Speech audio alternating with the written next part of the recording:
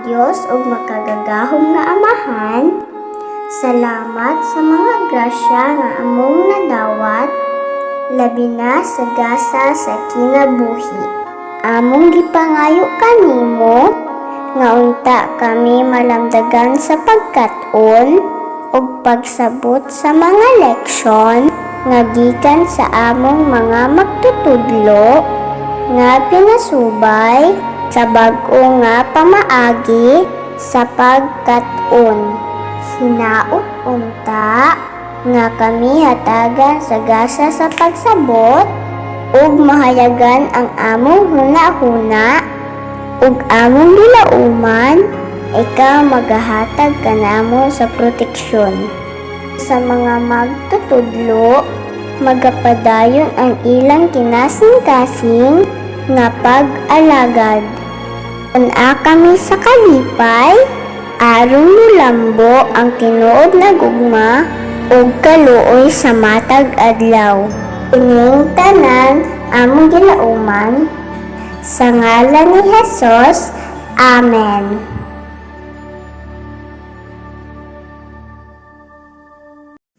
Mga kababayan, ang pambansang awit ng Pilipinas. Bayang magigil, pero sa silanganan, balak ng puso, sa liblib mo'y buhay. Lupang inilang, tuyad ka ng magiti, sa manlulupi, di ka masisili, sa lagat at puno sa simula, sa langit mo mga, magilang ang tula at awit sa paglayang minamahal. Ang isap ng watawat mo'y tagumpay na nagdidinig, ang bituing nagkaroon niya'y kailan pamali magdidinig. Lupa ng araw ng walang ibang simbang, ay langit sa piling mo. Aming ligaya ng pagpay ng ating namatay ng dahil sa'yo.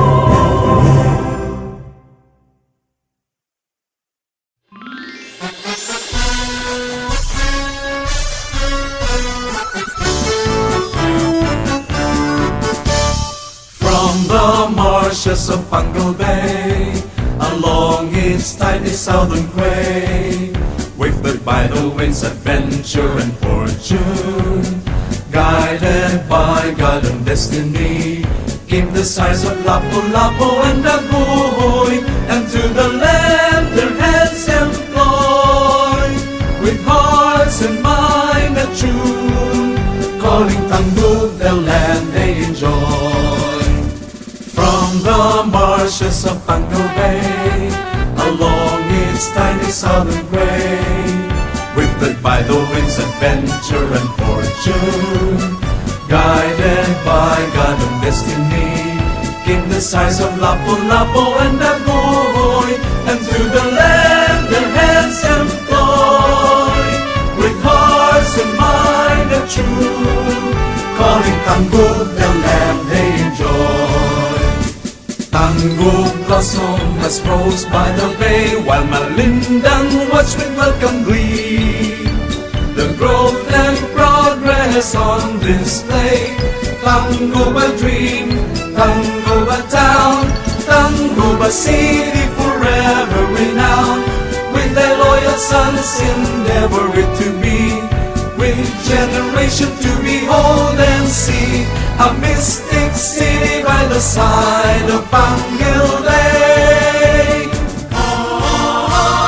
From the marshes of Pangal Bay, along its tiny southern quay, wafted by the winds, adventure and fortune, guided by God and destiny, came the sighs of Lapu-Lapu and Daguhoy, and to the land their hands employed, with hearts and mind attuned, calling Tanggug the land they enjoy, calling Tanggug the land they enjoy.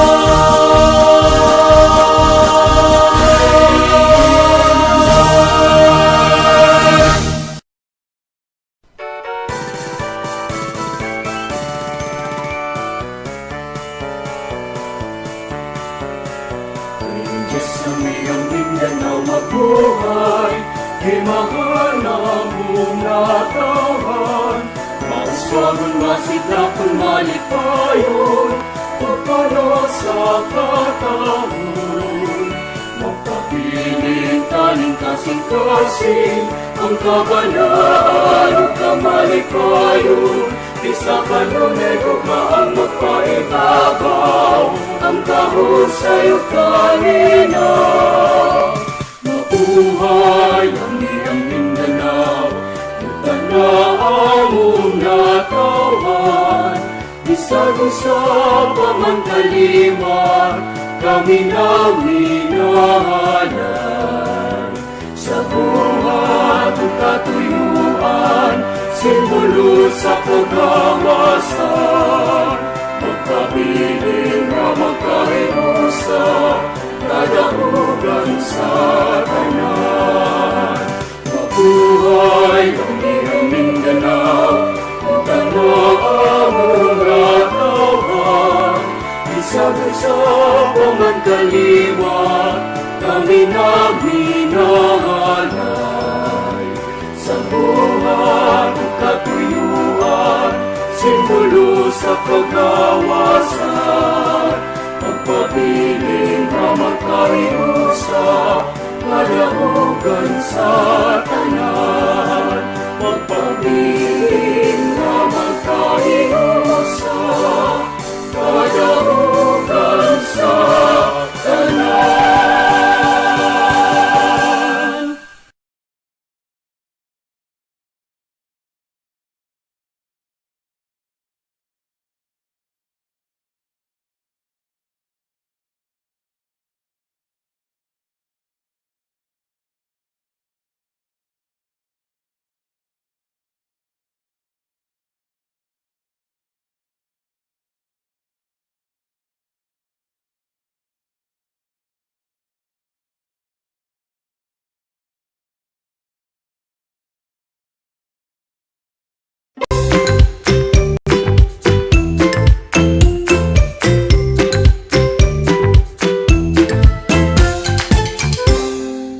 Kumusta mga bata? Welcome sa atong klase sa kindergarten dinhi sa telebisyon. Mga bata, aduna na usab kitay bag-o nga leksyon. Andam na ba mo nga magkat-on mga bata? Ali na, magkat-on na ta. Karong buntaga, magkat-on kita bahin sa pag-record aron kita makatingaan sa mga nagkalain-laing klase sa panahon sa kada adlaw nga mao ang ting-ulan, ting-init, ting-hangin o ting-dag-ong. Mga bata, atong tan-awon ang usa ka video. Mga bata, iyong nakita diha sa video ang duha ka weather charts. Diha, iyong nakita nga ako nagtan-aw sa unang weather chart. Diha makita ang klase sa panahon sa matag adlaw sulod sa usa ka semana. Nagsugod ko og tan-aw sa unang adlaw nga mao ang Domingo. Diha ako nakita ang panahon nga mao ang ting-ulan o ting-bagyo. Kini nga gitala o gilista sa ikaduhang chart nga blanco o walay sulod gamit ang usa ka sticker nga nagpaila nga tag-ulan o ting-bagyo.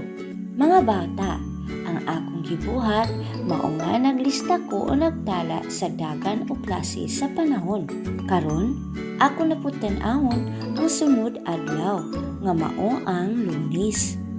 Diha, ako nakita ang panahon nga mao ang ting-ulan o ting-bagyo. Iniusab nga nakita nga sa pagkahuman ako og tan-aw ni ini, ako kinigitala o gilista sa ikaduhang chart nga blanco o walay sulod gamit ang usa ka sticker nga nagpaila nga ting-ulan o ting-bagyo.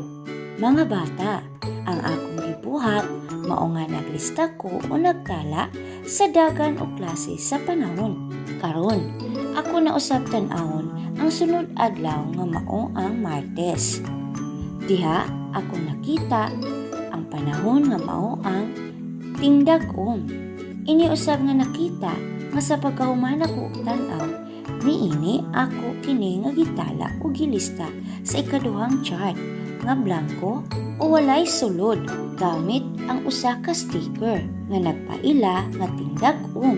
Mga bata, ang akong gibuhat mao nga naglista ko o nagtala sa dagan o klase sa panahon. Mga bata, ako na usab tan-awon ang sunod adlaw nga mao ang Miyerkules. Diha akong nakita ang panahon nga mao ang ting-init. Inyo na usab nakita nga sa pagkahuman ako og tan-aw niini ako kini gitala ug gilista sa ikaduhang chart nga blanco o walay sulod gamit ang usa ka sticker nga nagpaila nga ting-init. Mga bata, ang akong gibuhat mao nga naglista ko o nagtala sa dagan o klase sa panahon. Karon mga bata, ako naputan-awon ang sunod adlaw nga mao ang Huwebes. Diha ako nakita ang panahon nga mao ang ting-init. Inyo na usab nga nakita nga sa pagkahuman ako og tan-aw niini ako kini nga gitala o gilista sa ikaduhang chart nga blanco o walay sulod gamit ang usa ka sticker nga nagpaila nga ting-init. Okay mga bata,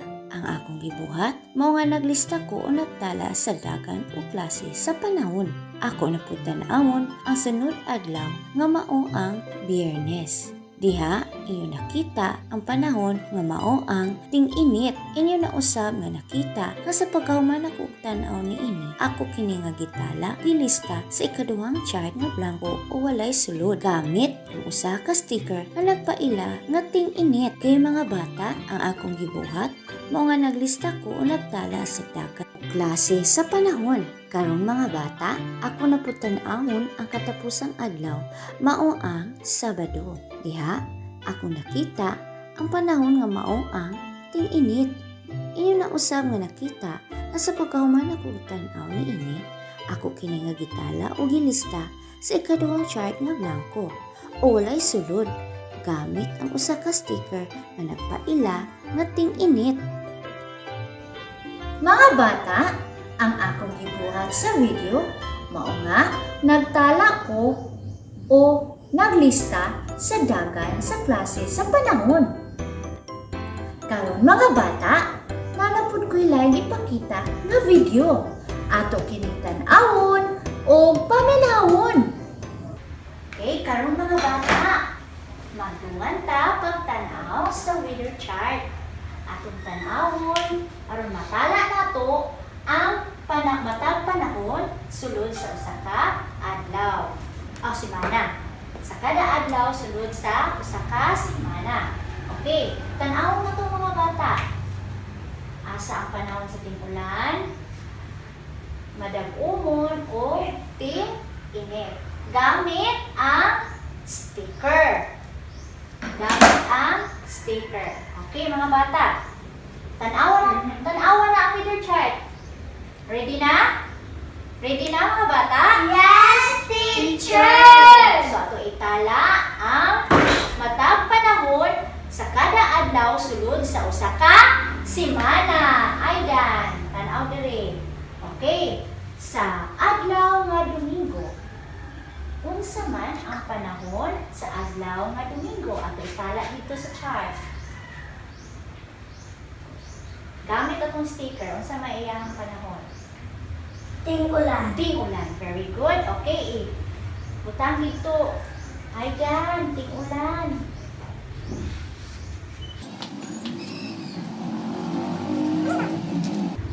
Okay, sakto ba si Aydan, mga bata? Yes, teacher! Okay, sunod.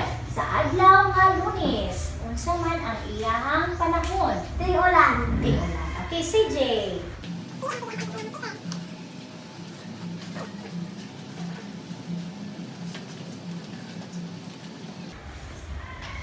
Sakto si CJ, mga bata? Yes, teacher! Very good! Sunod! Sa adlaw nga Martes. Okay, adlaw nga Martes. Unsa may panahon sa adlaw nga Martes? Sige, butang i sticker dito.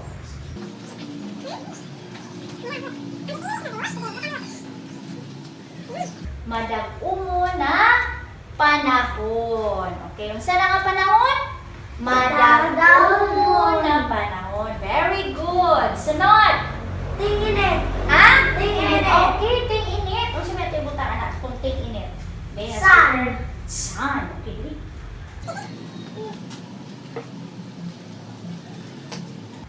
sakto si CJ mga bata. Yes, teacher. Okay, sa adlaw nga Webes. Tingin Ting-init. Okay, Aidan. Very good. Sakto? Si Aidan? Yes, teacher. Okay, sa adlaw nga Biyernes.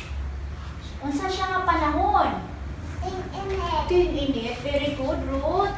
Okay, Ruth. Unsa may butang sticker, Ruth? Sakto si Ruth, mga bata? Yes, teacher. Very good. Sunod. Tingin. Okay, ting-init. Si Jay.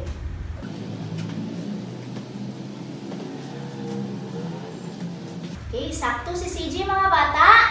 Yes, teacher. Very good. So, ang adlaw Domingo, ting-ulan. Hasta ang adlaw nga Lunes, ting-ulan. Sa Martes, madag-umon. Sa Merkulis, Huwebes, Biyernes, Sabado, ting-init. Nasabtan, mga bata? Yes, teacher. Okay, atong pakpakan, atong kaugalingon, mga bata. Very good. Karon mga bata, oras na ikaw na pud ang mutanaw sa weather chart. Magsugod ikaw sa pagtanaw sa unang adlaw nga mao ang Domingo. Sige, sulayin na mga bata. Nabuhat na ba ninyo kini mga bata? Kung inyo na ang nabuhat, maayo! Itala kung unsa nga klase sa panahon sa adlaw nga Domingo gamit ang weather sticker. Sige, sulayin na mga bata.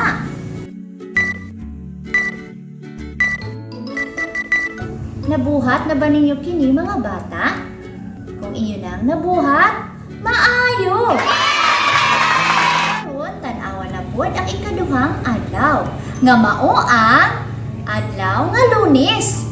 Itala kung unsa nga klase sa panahon ang adlaw nga Lunes gamit ang weather sticker. Sige, sulayin na mga bata.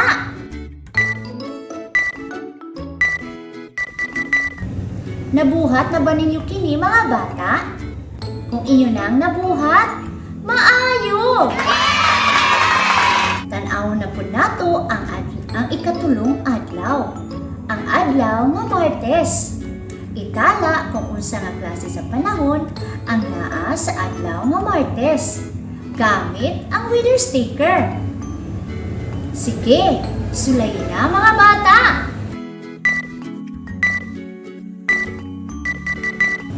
Nabuhat na ba ninyo mga bata? Kung inyo nang nabuhat, maayo! Tan-awa na pod ang ikaupat nga adlaw, nga mao ang adlaw nga Miyerkules. Itala kung unsa nga klase sa panahon ang naa sa adlaw nga Miyerkules gamit ang weather sticker. Sige, sulayin na mga bata.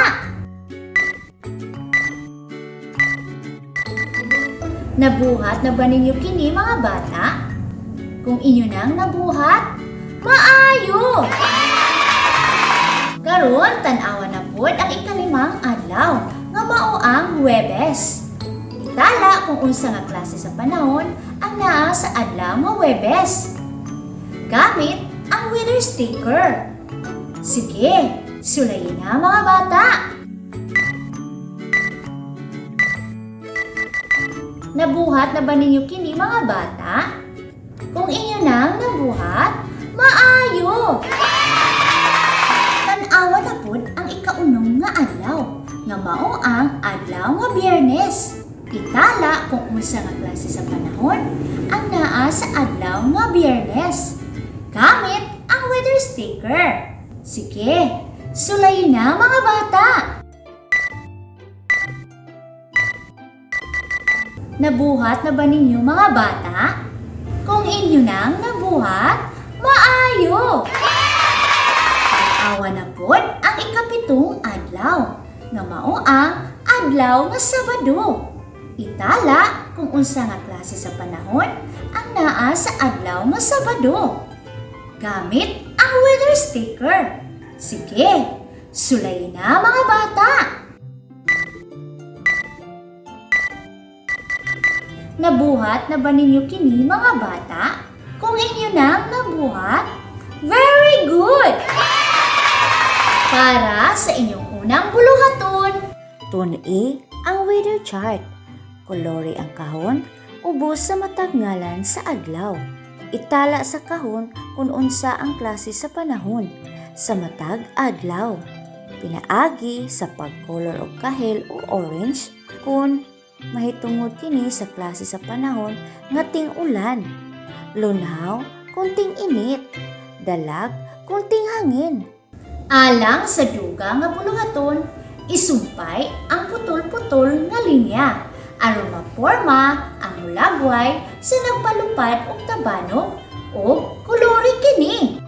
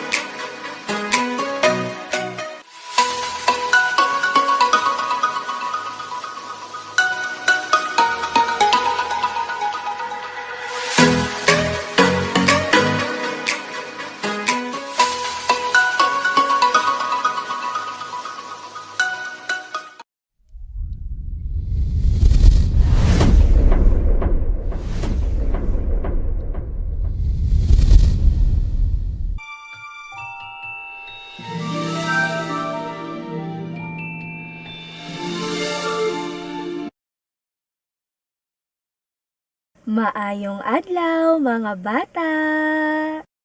Sa dili pa nato sugdan ang atong bag-ong pagtulunan karong adlawa, ato sang balikan ang ato nang nakatunan.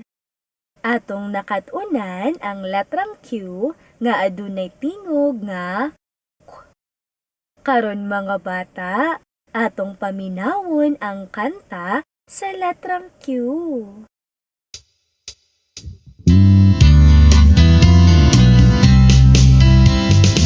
Magbasa na kita sa dakong letrang Q. Basahon ta siya.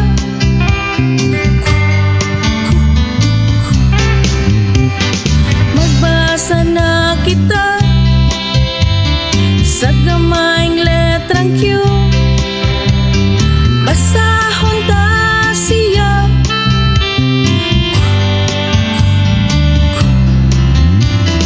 Q sama sa quadrangle. Question, quiet o quail. Q sama sa questionnaire.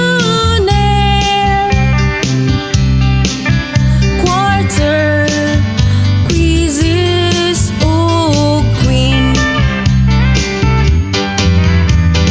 Magbasa na kita sa dakong letrang Q. Basahon ta siya.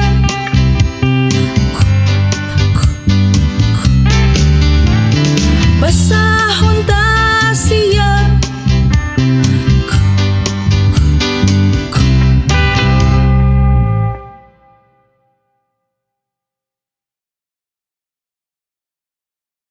Mga bata, utruha paglitok ang ngalan sa letrang Q.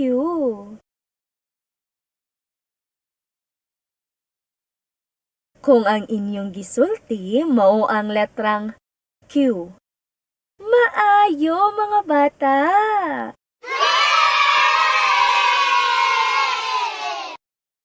Mga bata, utruha paglitok ang tingog sa letrang Q.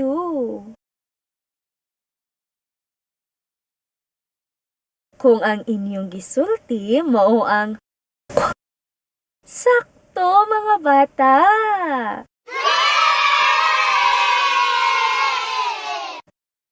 Karon mga bata, ato nang sugdan ang atong pagtulunan karong adlaw. Kini mahitungod sa letrang V. Andama og paklia ang inyong self-learning materials, page 61. Diha inyong makita ang letrang V. Karon mga bata, lantawa ang akong baba ug paminawa ko kung unsa ang saktong paglitok sa letrang V. V. Akong usbon mga bata. V. Karon mga bata, tudlua ang unang linya ug magdungan kita sa paglitok sa dakong letrang V. V. Atong usbon mga bata. V. Balikon ta mga bata. V. Usbon ta sa makausa mga bata. V. Karon, tudloa ang ikaduhang linya ug ilitok ang dakong letrang V. Usban ninyo paglitok mga bata. Balika pa mga bata. Usba pa sa makausa mga bata. Kung ang inyong gisulti mao ang letrang V. Sakto mga bata. Mga bata, tudlua ang ikatulong linya ug magdungan kita sa paglitok sa gamay nga letrang V. V. Atong usbon paglitok mga bata. V. Balikon ta mga bata. V. Usbon ta sa makausa mga bata. V. Karon mga bata, tudluan na pod ang ikaupat nga linya ug ilitok ang gamay nga letrang V. Usban ninyo mga bata. Balika pa mga bata. Usba pa sa makausa mga bata. Kung ang inyong gisulti mao ang letrang V. Maayo mga bata. Karon mga bata, lantawa ang posisyon sa baba sa hulakway nga inyong makita tapad sa letrang V. Paminawa og sundog ako kung unsa ang tingog sa letrang V. V. Akong usbon mga bata. V. Karon, tudloa ang unang linya ug magdungan kita sa paglitok sa tingog sa dakong letrang V. V. Atong usbon mga bata. V. Balikon ta mga bata. V. Usbon ta sa makausa mga bata. V. Karon, tudloa pagbalik ang unang linya ug ilitok ang tingog sa dakong letrang V. Usban ninyo paglitok mga bata. Balika pa paglitok, mga bata. Usba pa sa makausa, mga bata. Kung ang inyong gisulti mao ang sakto, mga bata.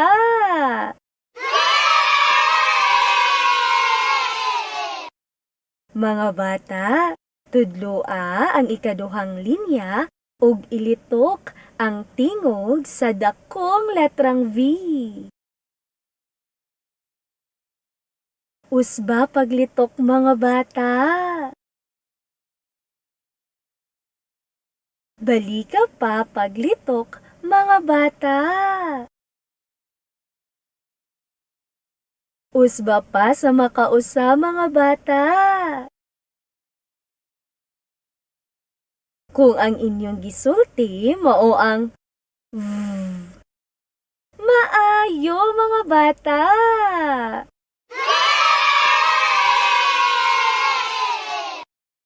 Mga bata, tudluan na pod ang ikatulong linya ug magdugad kita sa paglitok sa tingog sa gamay nga letrang V. Atong usbon paglitok, mga bata. Balikon ta paglitok, mga bata.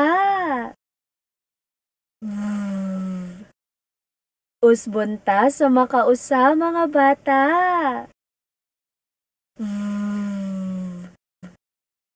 Karon, tudloa pagbalik ang ikatulong linya ug ilitok ang tingog sa gamay nga letrang V.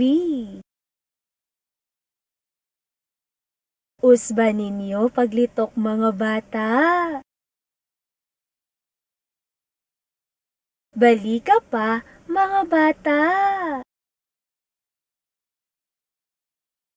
Usba pa sa makausa, mga bata.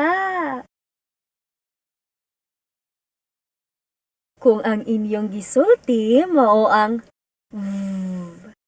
sakto, mga bata.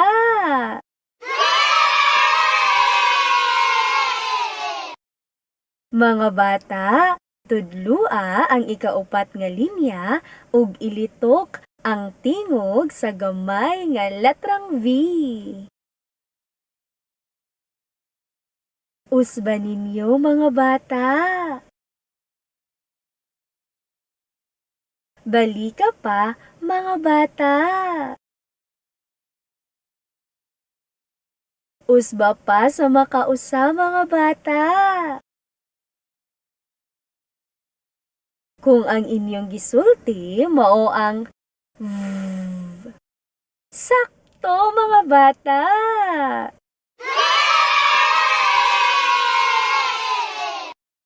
Karon, mga bata, paklia ang page 61 sa inyong activity sheets ug sunda ang putol-putol nga linya aron makasulat kamo sa letrang V. Mga bata, samtang nagsulat kamo sa inyong activity sheets, paminawa ang kanta sa letrang V.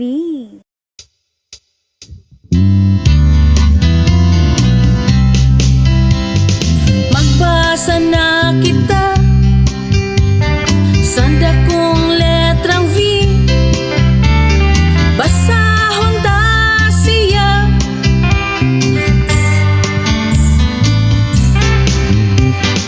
Magbasa na kita sa gamayng letrang V. Basahon ta siya.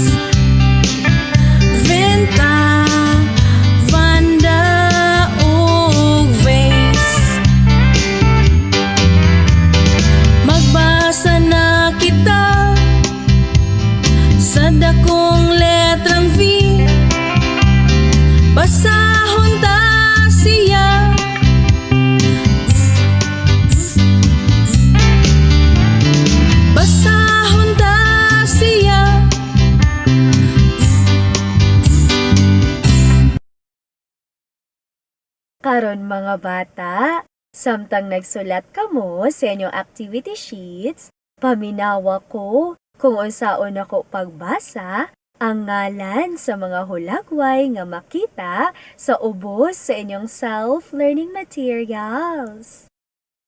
Ang unang hulagway mao ang van. Van. Ang ikaduhang hulagway mao ang vinta. Vinta. Ang ikatulo nga hulagway nagpakita sa Valentine's. Valentine's. Og dinhi natapos ang atong pagtulunan karong adlaw.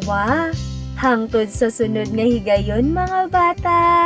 Daghang salamat. Enjoy!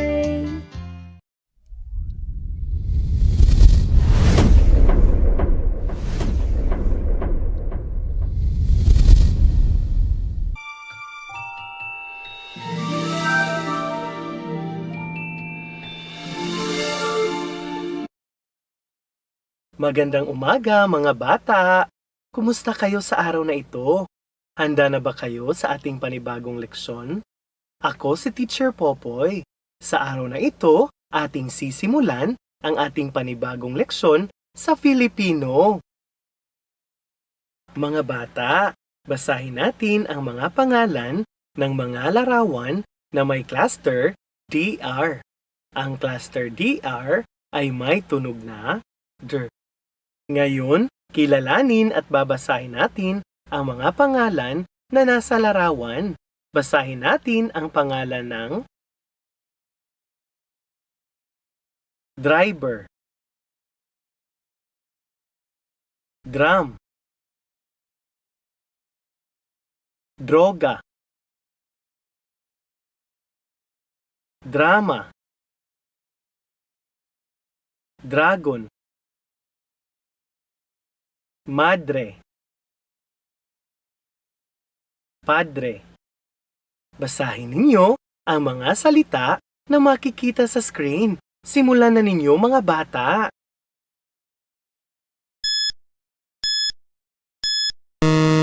Kung ang salita ay binasa ninyo na driver, tama mga bata.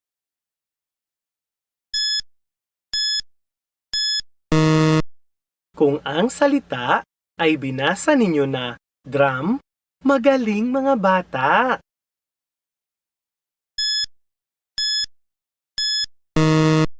Kung ang salita ay binasa ninyo na droga, tama mga bata.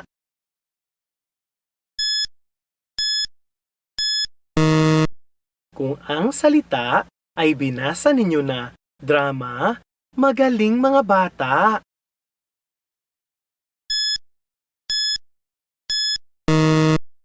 Kung ang salita ay binasa ninyo na dragon, tama mga bata.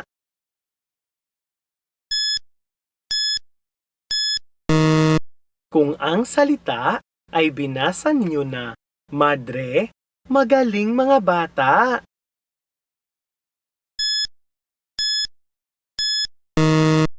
Kung ang salita ay binasa ninyo na padre, magaling mga bata. Ngayon, basahin na ninyo ang mga parirala na may mga salitang may cluster DR. Ang cluster DR ay may tunog na D. Basahin natin ang mga parirala na makikita sa screen. Halimbawa mga bata, ang driver. Simulan na ninyo mga bata.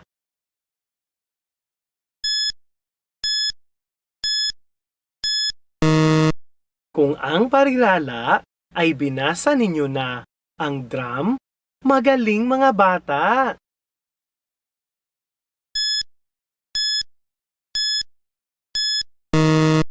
Kung ang parirala ay binasa ninyo na ang droga, tama mga bata.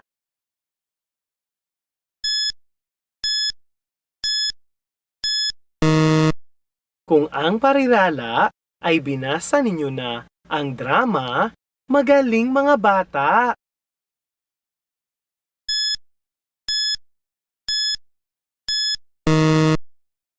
Kung ang parirala ay binasa ninyo na ang dragon, tama mga bata.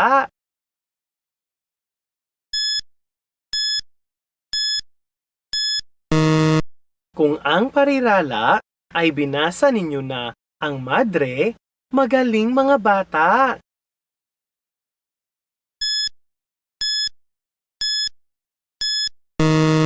Kung ang parirala ay binasa ninyo na ang padre, magaling mga bata.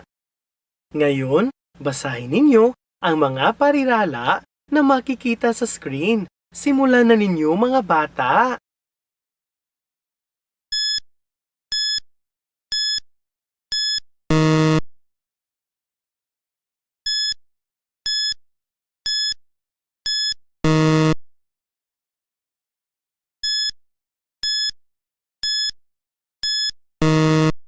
Ngayon, babasahin ko uli ang mga parirala at alamin ninyo kung tama ba inyong pagbasa sa mga parirala.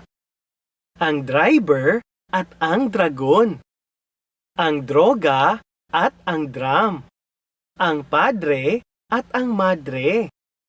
Mga bata, basahin na ninyo ang mga pangungusap na makikita sa screen. Simulan na ninyo mga bata.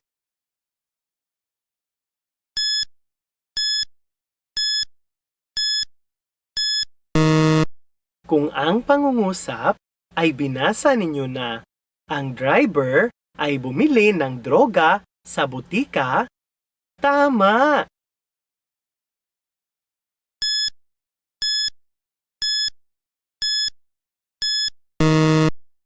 Kung ang pangungusap ay binasa ninyo na nasa drawer ang damit ni Angela, magaling!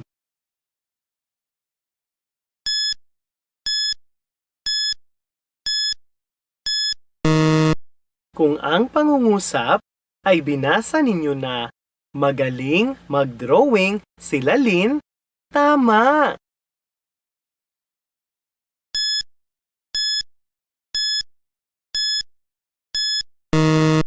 Kung ang pangungusap ay binasa ninyo na matalim ang pangil ng dragon, magaling!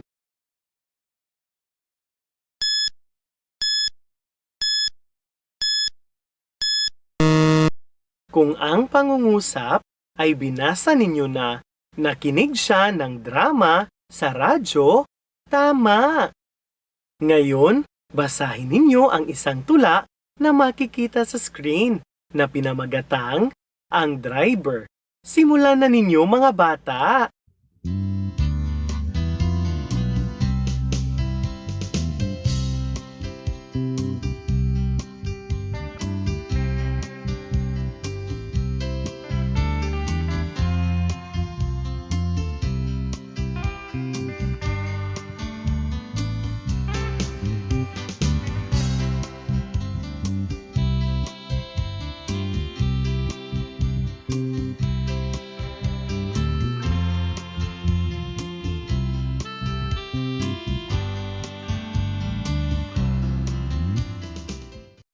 Ngayon, babasahin ko ang tula at alamin ninyo kung tama ba ang inyong pagbasa sa tula.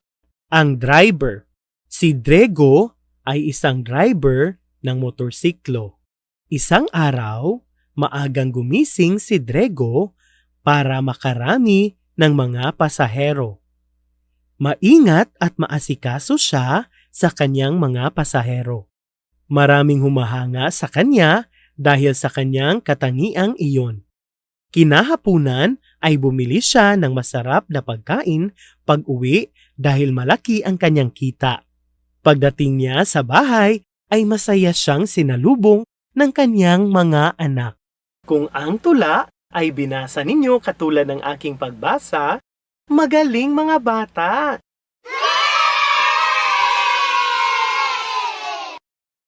Para sa inyong gawain, mga bata, tingnan ang ibabang bahagi ng tula na inyong binasa at sagutin ang mga tanong na inyong makikita. At dito nagtatapos ang ating leksyon. Hanggang sa muli mga bata, sana'y may natutunan kayo sa araw na ito. Enjoy!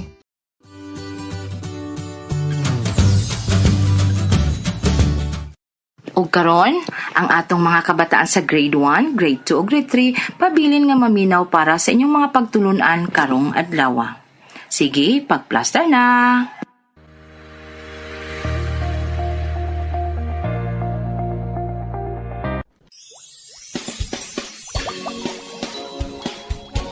Para sa mga bata sa Grade 3 Mathematics, masulbad ang non-routine problems involving multiplication with addition and subtraction of whole numbers, including money.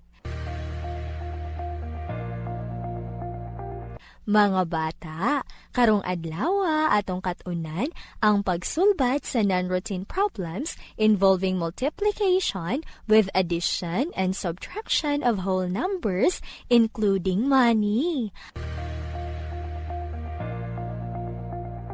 Ang inyo usa buluhaton inighuman ni ining atong leksyon usa ka written activity.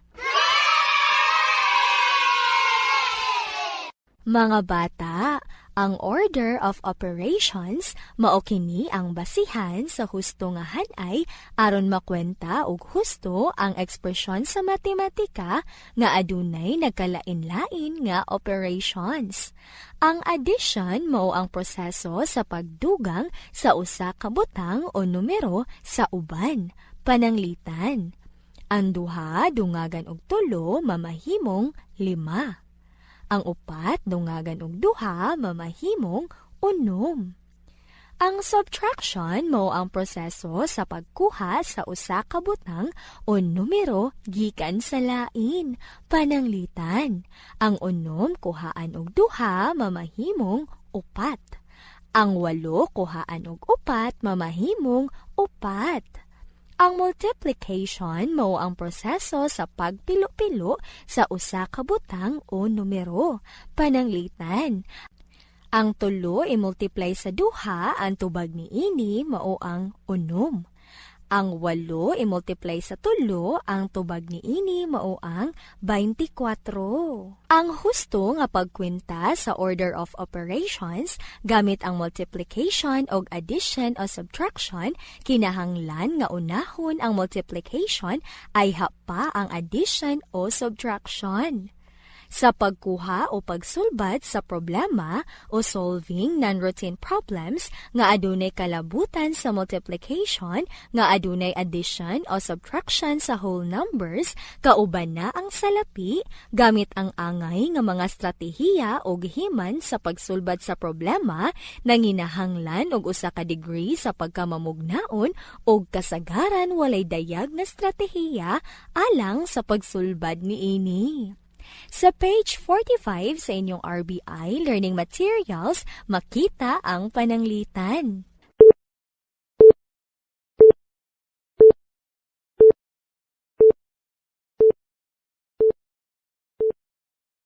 Atong basahon ang word problem. Nipalit og 4 ka pinya si Ordin nga tag 20 pesos ang buok. Pila may masukli sa iyang 100 pesos. Karon atong ipamilyar ang mga importanteng detalye nga makita sa ubos. Ato karong solbaron ang problema gamit ang non-routine solution.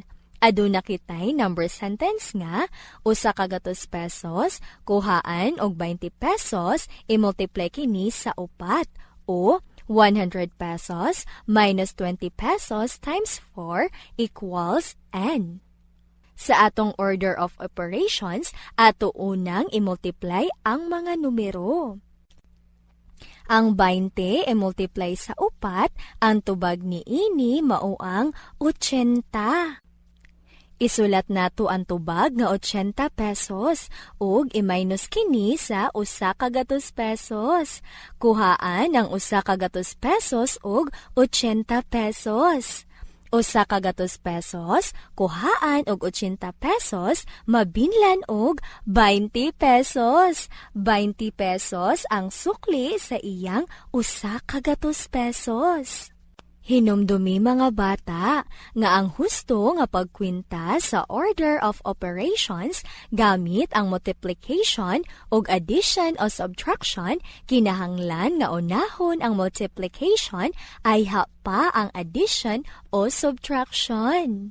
Para sa inyong buluhaton, paklia ang page 46 sa inyong RBI Learning Materials.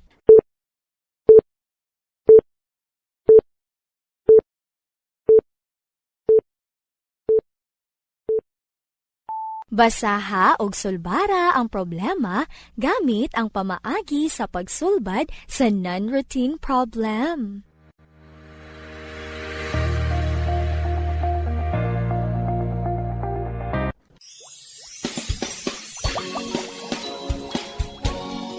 Para sa mga bata sa Grade 3 English, maila ang mga epekto base sa gihatag nga hinungdan o cause.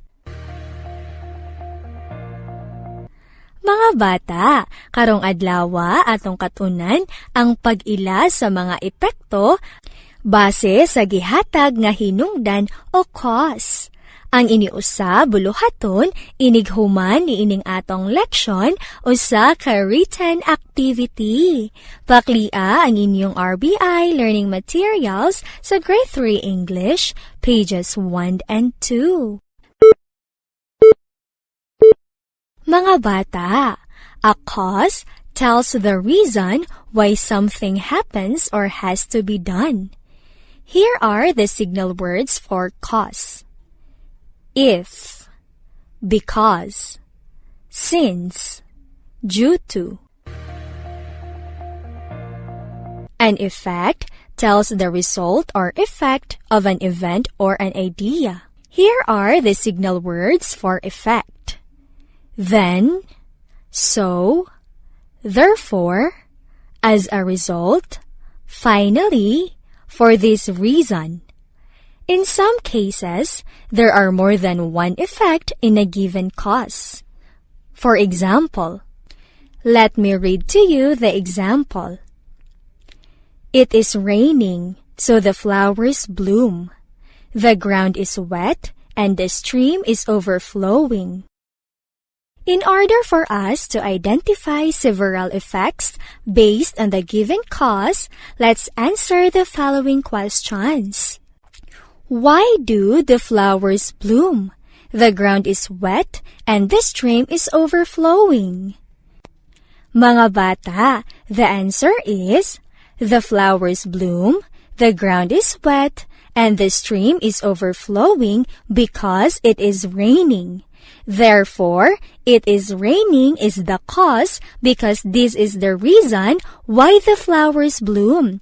The ground is wet and the stream overflowing. You can see in our example that the phrase "it is raining" inside the box is our cause. Now let's answer the next question. What will happen if it is raining?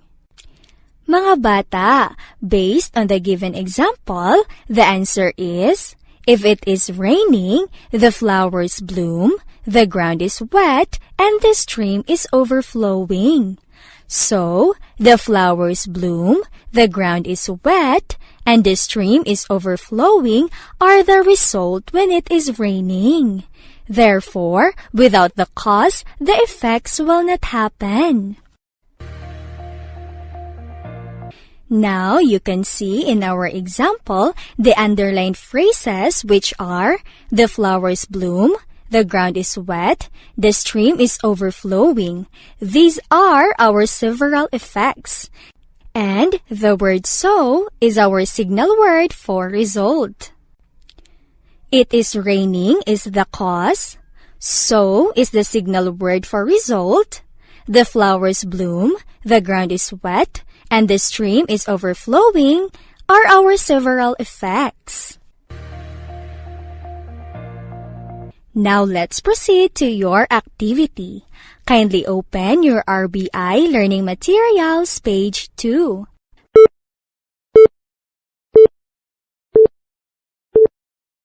Identify and encircle the cause and underline the effects.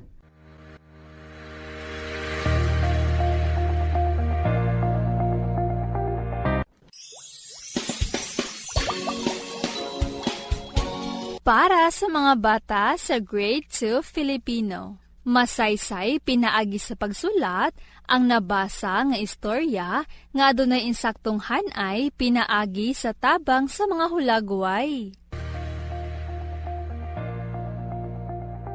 Mga bata, karong adlaw atong katunan ang pagsaysay pinaagi sa pagsulat sa nabasa nga istorya nga adunay insaktong hanay pinaagi sa tabang sa mga hulagway. Ang inyo sa buluhaton inighumani ining atong leksyon usa ka written activity. Paklia ang inyong RBI learning materials sa Grade 2 Filipino, pages 44 and 45.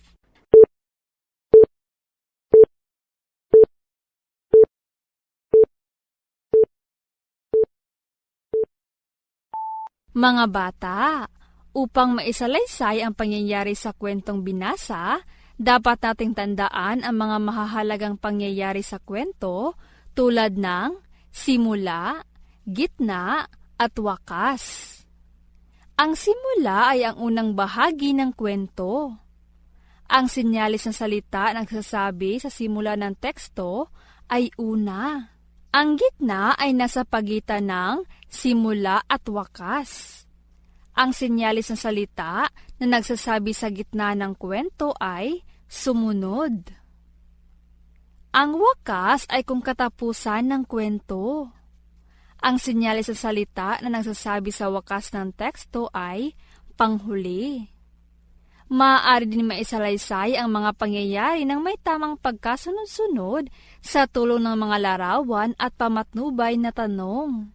Upang maisalaysay ng pasulat ang pangyayari sa kwento sa tulong ng mga larawan, ito ang mga hakbang. Una, iugnay ang larawan sa mga pangyayari sa kwento. Ikalawa, isulat ang tunay na nangyari sa kwento base sa ipinakita ng larawan. Pangatlo, pag-isa-isahin ang mga pangyayari batay sa nakasulat sa bawat larawan ng may tamang pagkasunod-sunod. Maaaring gumamit ng mga salitang una, sumunod at panghuli. Mga bata, sa pahina 45, 46 at 47 ng inyong RBI Learning Materials, makikita ang halimbawa.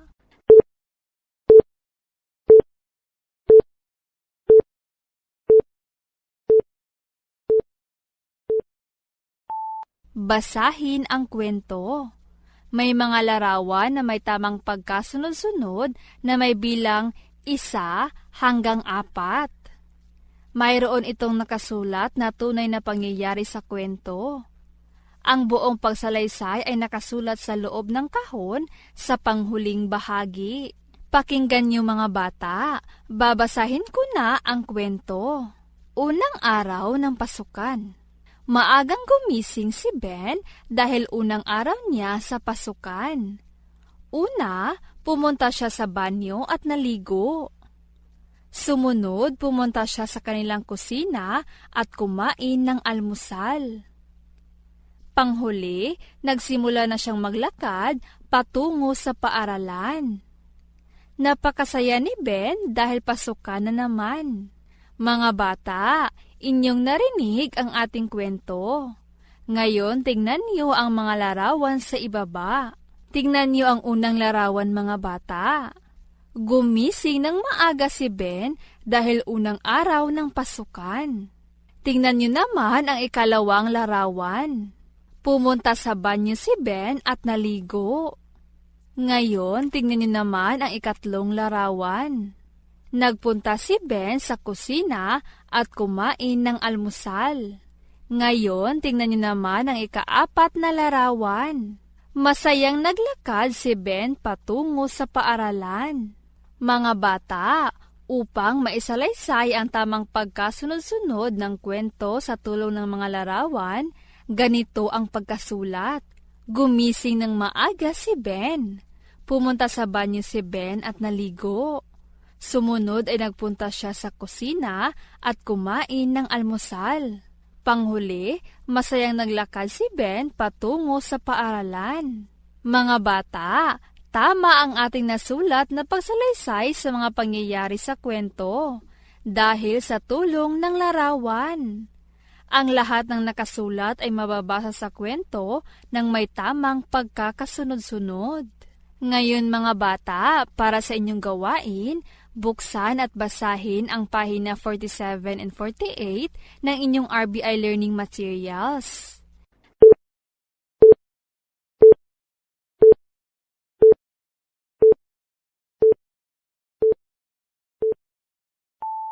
Lagyan ng bilang 1 hanggang 4 ang larawan batay sa mga pangyayari sa kwento. Isulat sapat lang ang tunay na nangyari mula sa kwento bawat larawan. Isalaysay muli ang kwento sa tulong ng mga larawan sa kahon sa huling bahagi mula bilang 1 hanggang 4.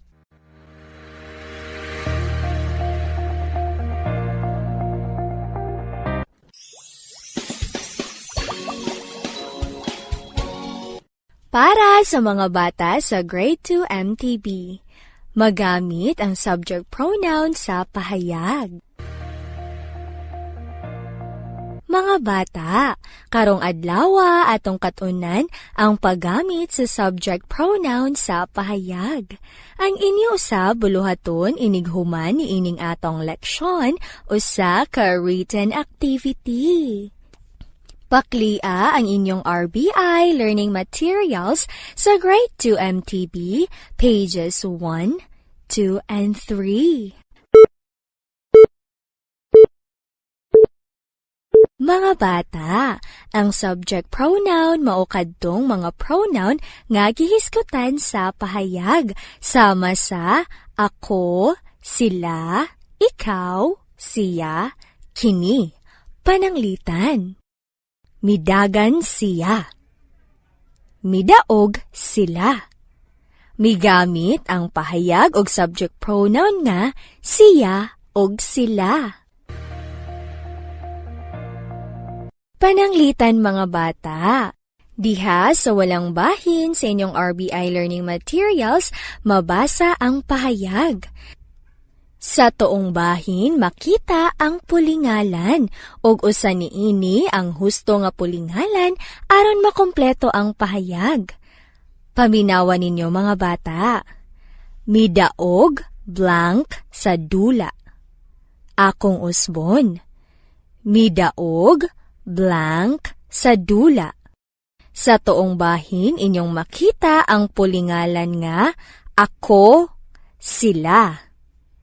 Sa pulingalan nga ako ug sila, ang husto nga pulingalan aron makumpleto ang pahayag mao ang sila.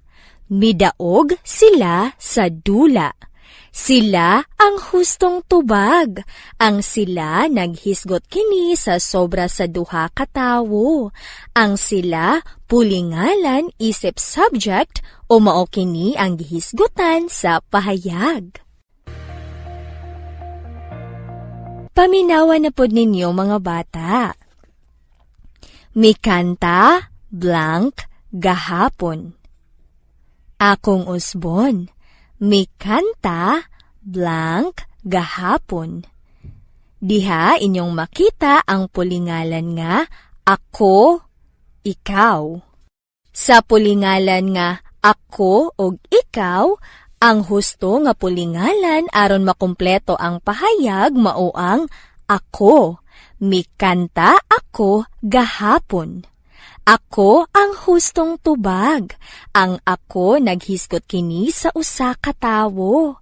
Ang ako usa ka pulingalan isip subject o mao kini ang hisgutan sa pahayag. Diha inyong makita nga akong gisulat sa badlist ang pulingalan nga ako. Karon adto na ta sa inyong buluhaton.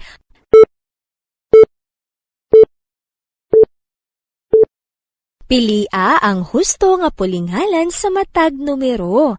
Isulat ang tubag sa bakanting linya.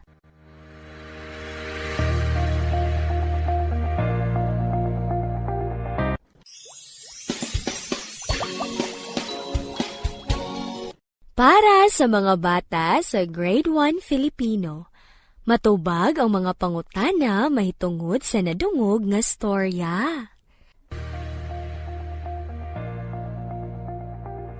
Mga bata, karong adlaw atong katunan ang pagtubag sa mga pangutana mahitungod sa nadungog nga storya. Ang inyo usa buluhaton inighuman ni ining atong leksyon o sa ka-written activity. Paklia ang inyong RBI learning materials sa Grade 2 Filipino, pages 1, 2, and 3.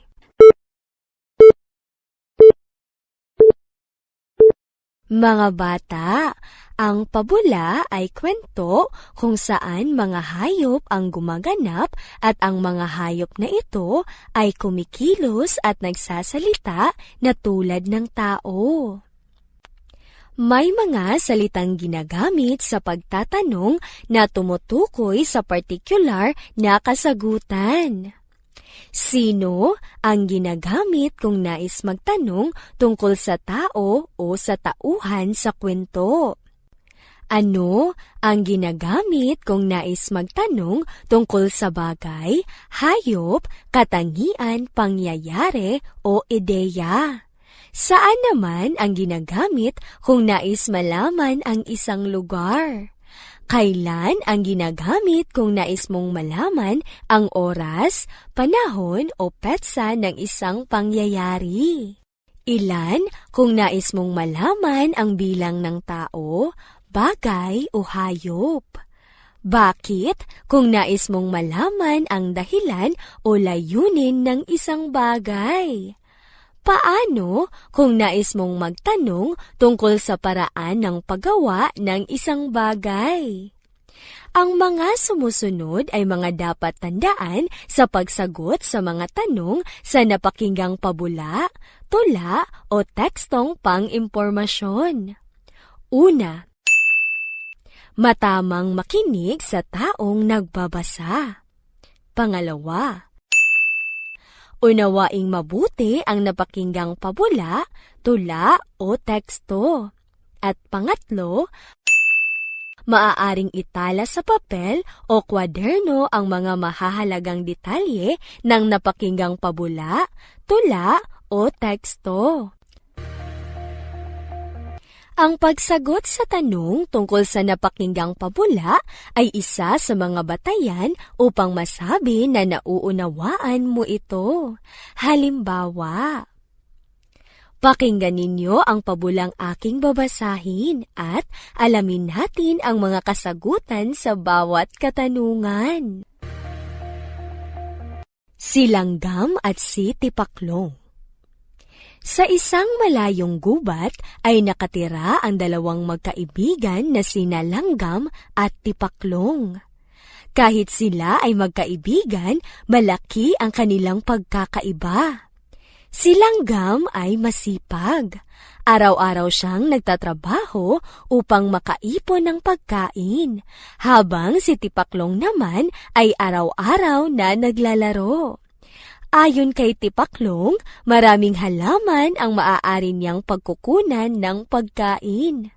Dumating ang tag-ulan at wala nang mahanap na pagkain si Tipaklong, kaya humingi siya ng tulong kay Langgam. Tinulungan naman siya ni Langgam at doon napagtanto ni Tipaklong na walang magandang maidudulot ang katamaran. Mga bata, inyong napakinggan ang pabulang Si Langgam at si Tipaklong. Ngayon, ating sagutin ang mga katanungan. Saan nakatira ang magkaibigan? Kung ang sagot niyo ay sa malayong gubat, tama! Nakatira ang magkaibigan sa malayong gubat. Mga bata, ang tanong na saan ay sumasagot sa isang lugar. Batay sa kwentong napakinggan, ang lugar kung saan nakatira ang magkaibigan ay sa malayong gubat. Sino-sino ang magkakaibigan? Kung ang sagot nyo ay silanggam at tipaklong, magaling! Ang tanong na sino ay sumasagot sa tao o tauhan sa kwento. Batay sa kwentong napakinggan, ang magkakaibigan sa kwento ay ang mga tauhan na sina langgam at tipaklong. Ano ang katangian ni langgam? Kung ang sagot nyo ay masipag, tama! Ang tanong na ano ay sumasagot sa tinatanong na katangian. Batay sa kwentong napakinggan, ang katangian ni langgam ay masipag. Kailan nag-iipon ng pagkain si langgam? Kung ang sagot nyo ay araw-araw, tama! Ang tanong na kailan ay sumasagot sa panahon o oras kung kailan ginawa ang pangyayari. Batay sa kwentong napakinggan, nag-iipon ng pagkain si langgam araw-araw. Bakit humingi ng tulong si tipaklong kay langgam?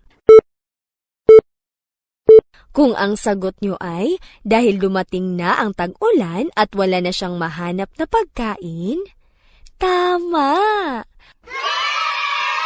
Mga bata, ang tanong na bakit ay sumasagot sa dahilan kung bakit ginawa ang isang bagay.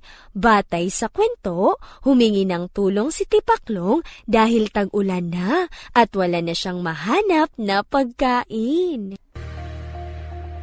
Para sa inyong gawain, pakibuksan ang ika-4 na pahina ng inyong RBI Learning Materials.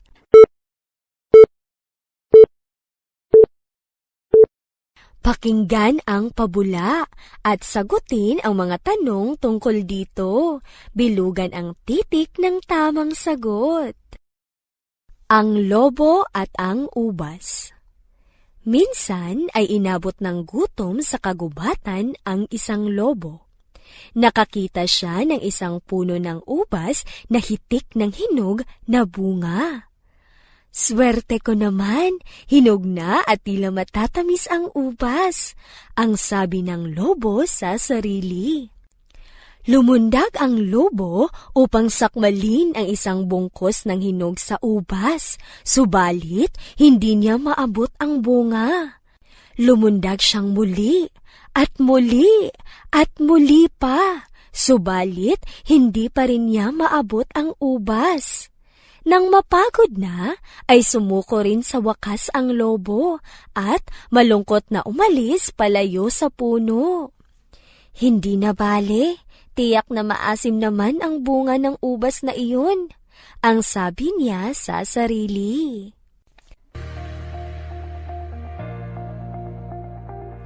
Pakinggan ang pabula at sagutin ang mga tanong tungkol dito. Bilugan ang titik ng tamang sagot. Ang lobo at ang ubas. Minsan ay inabot ng gutom sa kagubatan ang isang lobo. Nakakita siya ng isang puno ng ubas na hitik ng hinog na bunga. Swerte ko naman, hinog na at tila matatamis ang ubas, ang sabi ng lobo sa sarili. Lumundag ang lobo upang sakmalin ang isang bungkos ng hinog sa ubas, subalit hindi niya maabot ang bunga. Lumundag siyang muli at muli at muli pa, subalit hindi pa rin niya maabot ang ubas. Nang mapagod na, ay sumuko rin sa wakas ang lobo at malungkot na umalis palayo sa puno. Hindi na bale, tiyak na maasim naman ang bunga ng ubas na iyon, ang sabi niya sa sarili.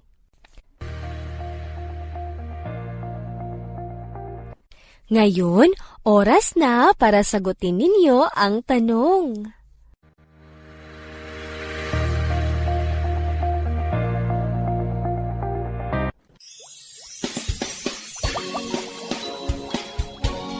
Para sa mga bata sa Grade 1 Araling Panlipunan, mahulagway ang kaugalingong pamilya base sa kinaiya o tradisyon. Mga bata, karong adlaw atong katunan ang paghulagway sa kaugalingong pamilya base sa kinaiya o tradisyon. Paklia ang inyong self-learning materials sa Grade 1 Araling Panlipunan, pages 13, 14, 15, and 16. Mga bata, adunay nagkalain-laing mga kinaiya o tradisyon ang matag pamilya. Mapalig-on sa kinaiya o tradisyon ang relasyon sa mga miyembro sa pamilya. Makahatag og higayon ang mga kinaiya og tradisyon nga mapakita sa mga miyembro sa pamilya ang ilang gugma og pakigduyog sa usag-usa. Pinaagi sa kinaiya og tradisyon, maila ang pamilya diha sa komunidad o katilingban diin kini mahisakop.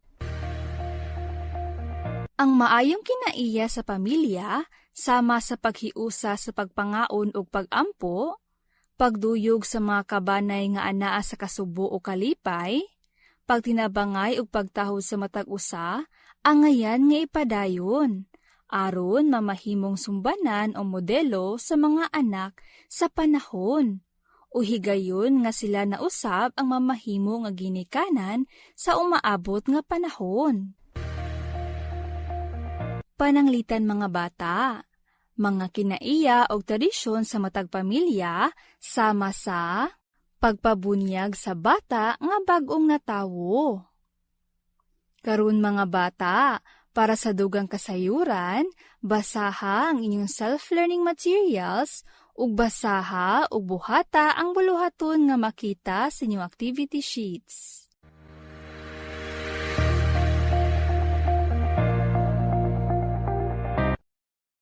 Mao kadto ang pagtulunan sa atong mga kabataang grade 1, grade 2 o grade 3. Daghan kaayong salamat sa padayon nga pagpaminaw alang sa pagkat-on karong adlaw. Daghan usab nga salamat sa atong mga ginikanan nga pabilin nga nagabay sa atong mga kabataan.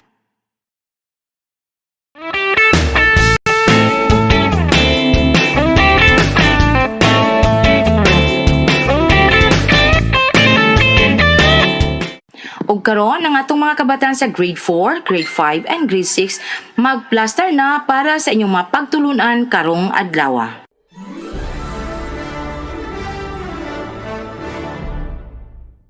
Para sa mga bata sa grade 4 mathematics, solves real-life problems involving GCF and LCM of two given numbers. Mga bata, in our previous lessons, we've learned how to solve real-life problems involving GCF of two given numbers.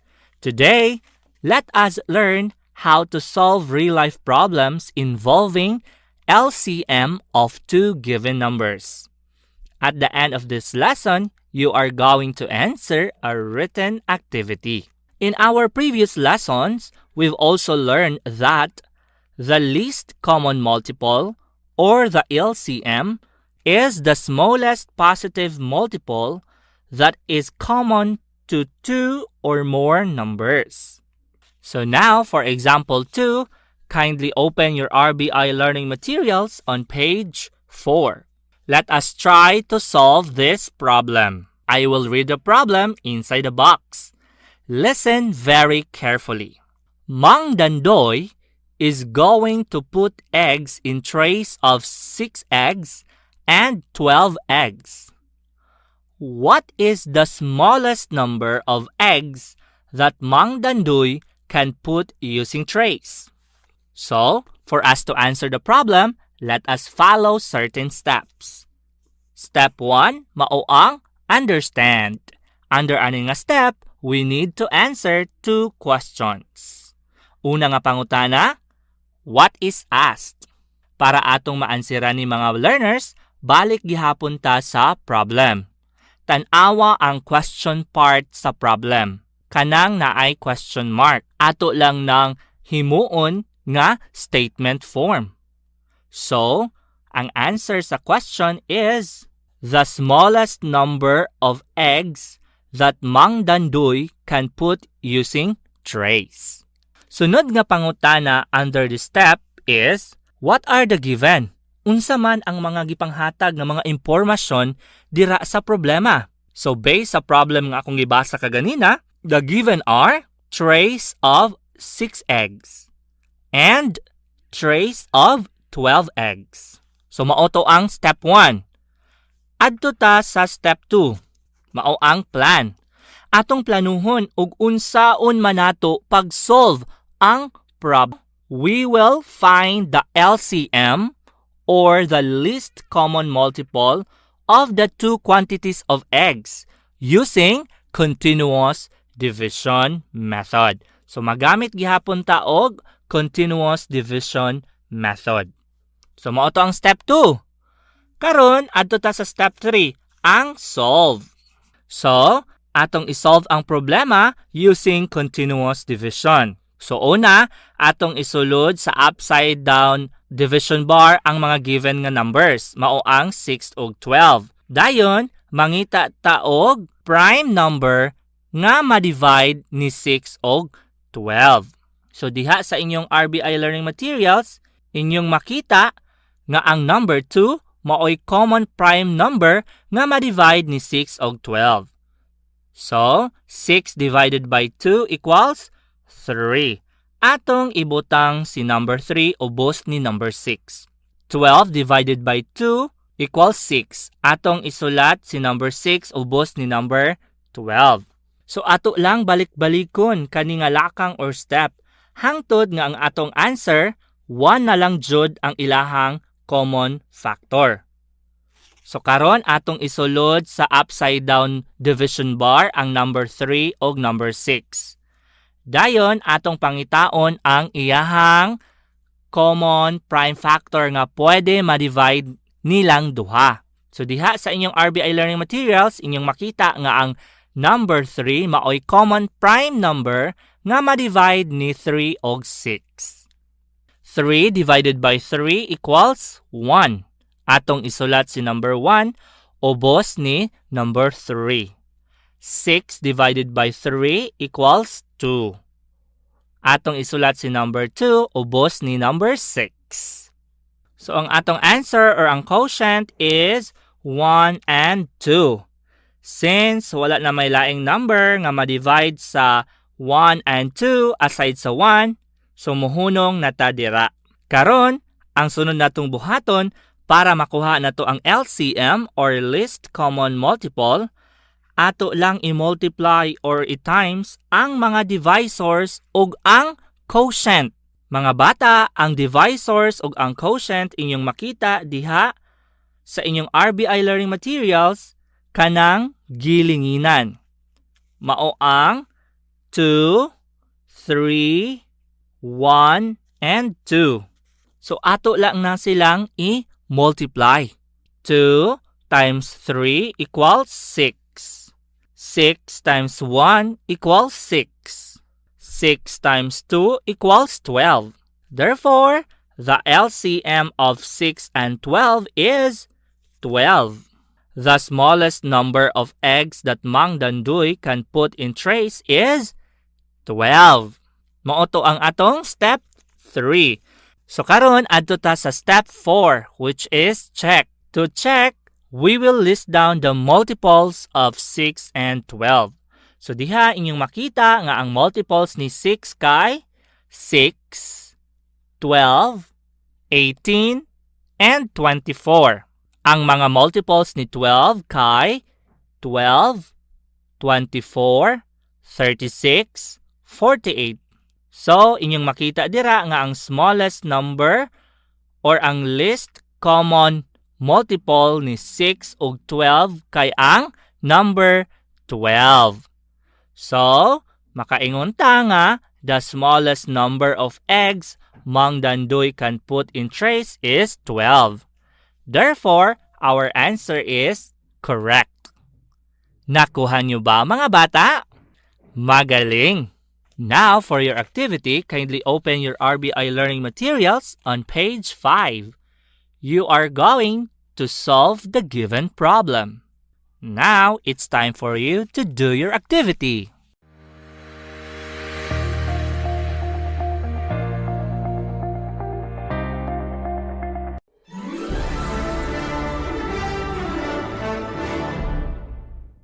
Para sa mga bata sa Grade 4 Filipino, natutukoy ang paksa at ang mga sumusuportang detalye ng nabasang teksto.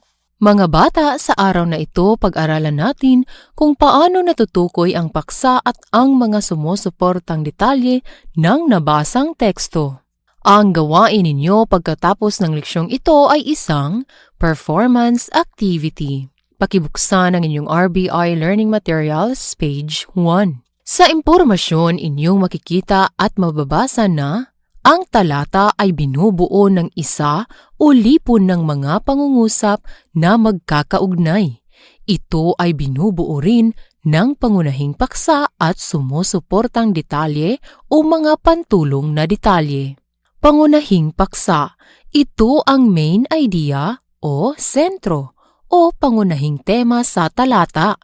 Ito ay nakapaloob sa isang pangungusap na tinatawag na paksang pangungusap.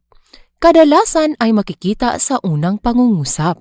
Ito ay sumasagot sa tanong na, tungkol saan ang talata? Ano ang paksa o mensaheng gusto ipaabot ng talata? Sumusuportang detalye o pantulong na detalye. Ito ay ang mga mahahalagang kaisipan o mga susing pangungusap na may kaugnayan sa paksang pangungusap. Ito ang nagpapalawak ng kaisipan. Ngayon, para sa ating halimbawa, pakibuksan ang inyong RBI Learning Materials, page 2. Basahin at pag-aralan natin ang talata. Tukuyin natin ang pangunahing paksa at ang mga sumusuportang detalye nito. Basahin natin ang talata na nasa loob ng kahon. Matalino si Benedict. Lagi siyang nangunguna sa klase simula noong siya'y nasa elementarya hanggang kolehiyo. Nabigyan siya ng scholarship sa kolehiyo. Nagtapos siya ng may karangalan. Ngayon naman ay nangunguna siya sa bar exam sa abogasya. Pagpapaliwanag. Ang halimbawang talata na ito ay may pangunahing paksa at sumusuportang detalye. Upang malaman natin ang pangunahing paksa, itanong natin ang mga sumusunod. Tungkol saan ang talata? O ano ang paksa o mensaheng gustong ipaabot ng talata? Ang sagot sa tanong na ito ay ang pangunahing paksa ng talata na makikita sa unang pangungusap nito. Kung sasagutin ang tanong na ito, tungkol saan ang talata? O ano ang paksa o mensaheng gusto ipaabot ng talata? Ang magiging sagot ay, ang talata ay tungkol kay Benedict na matalino. Ang sagot na ito ay makikita sa unang pangungusap sa talata. Kadalasan, ang unang pangungusap sa talata ay ang pangunahing paksa. Matalino si Benedict. Ngayon, pakibuksan ang inyong RBI Learning Materials, page 3. Ang mga sumusunod na pangungusap pagkatapos ng pangunahing paksa ay mga sumusuportang detalye. Ang mga detalyeng ito ay nagpapalawak sa pangunahing paksa. Ito din ang nagbibigay karagdagang impormasyon sa pangunahing paksa. Ito ay isinusulat ayon sa lohikal na pagkasunod-sunod at konektado na mga ideya. Ang lahat na ibinibigay na impormasyon sa sumusuportang detalye ay umiikot lamang sa pangunahing paksa, gaya ng halimbawang talata. Tingnan at pag-aralang mabuti ang ilustrasyon na inyong makikita sa inyong RBI Learning Materials. Base sa ilustrasyon, makikita mo na ang lahat ng impormasyon sa sumusuportang detalye ay patungkol sa pangunahing paksa. Ngayon, para sa inyong gawain, pakibuksan ang inyong RBI Learning Materials, page 4. basahin ang talata na nasa kahon, tukuyin at isulat ang pangunahing paksa at sumusuportang detalye sa talata sa loob ng graphic organizer. Ngayon mga bata, oras na para gawin ninyo ang inyong gawain.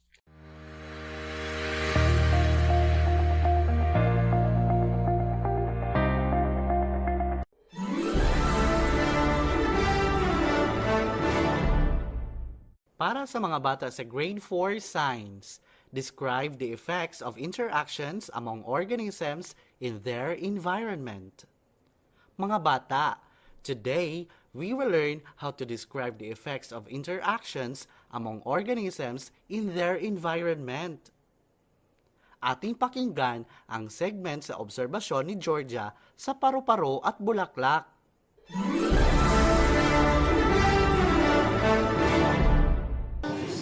Ang proboscis ay parte ng katawan ng paru-paro na ginagamit nila upang masipsip ang nektar ng bulaklak.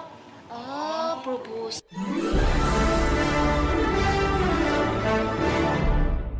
Ating napakinggan na naobserbahan ni Georgia na ang paru-paro ay sumisipsip ng nectar sa bulaklak. Mga bata, ang inyong napakinggan is a process that can form a food chain. In your self-learning materials, Episode 5, Grade 4 Science, Day 5, pages 21, 22, and 23. You can see a food chain. Food chain shows the transfer of energy from one organism to another in a process of eating or being eaten. It is composed of producer, consumer, and decomposer. Producer makes their own food. Consumer eats the producer. Decomposer includes bacteria that carry out the process of decomposition, which all organisms undergo after death. The plant that bears flower, which is the producer, receive energy from the sun to make their own food. The plant that bears flower produces nectar. The butterfly sips the nectar as food.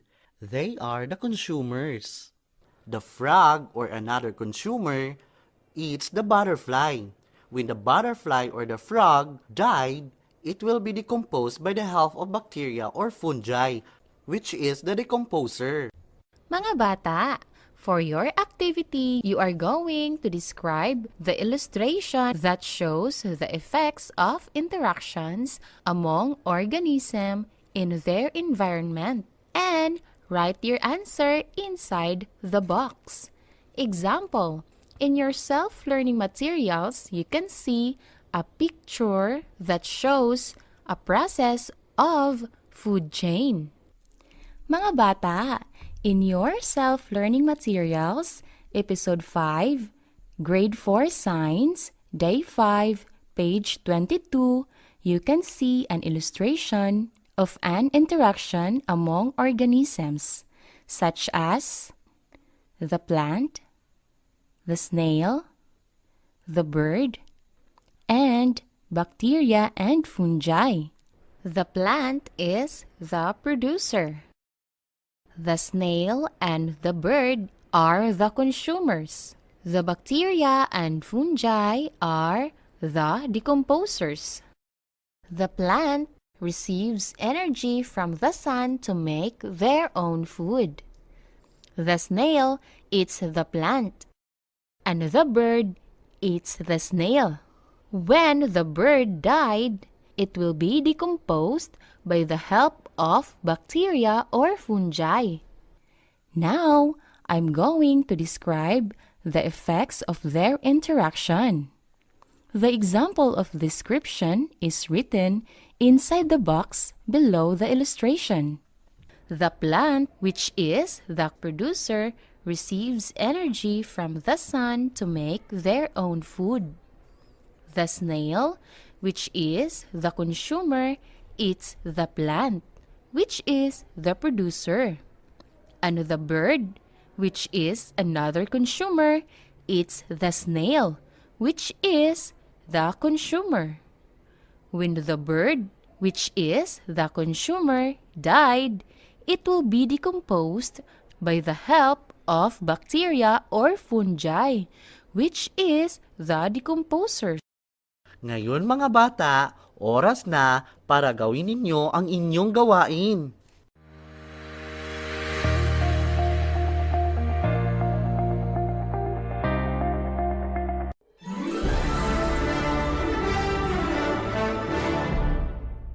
Para sa mga bata sa Grade 5 Music, identifies the notes in the C major scale. Mga bata, today we're going to learn how to identify the notes in the C major scale. Ang gawain ninyo pagkatapos ng leksyong ito ay isang performance activity.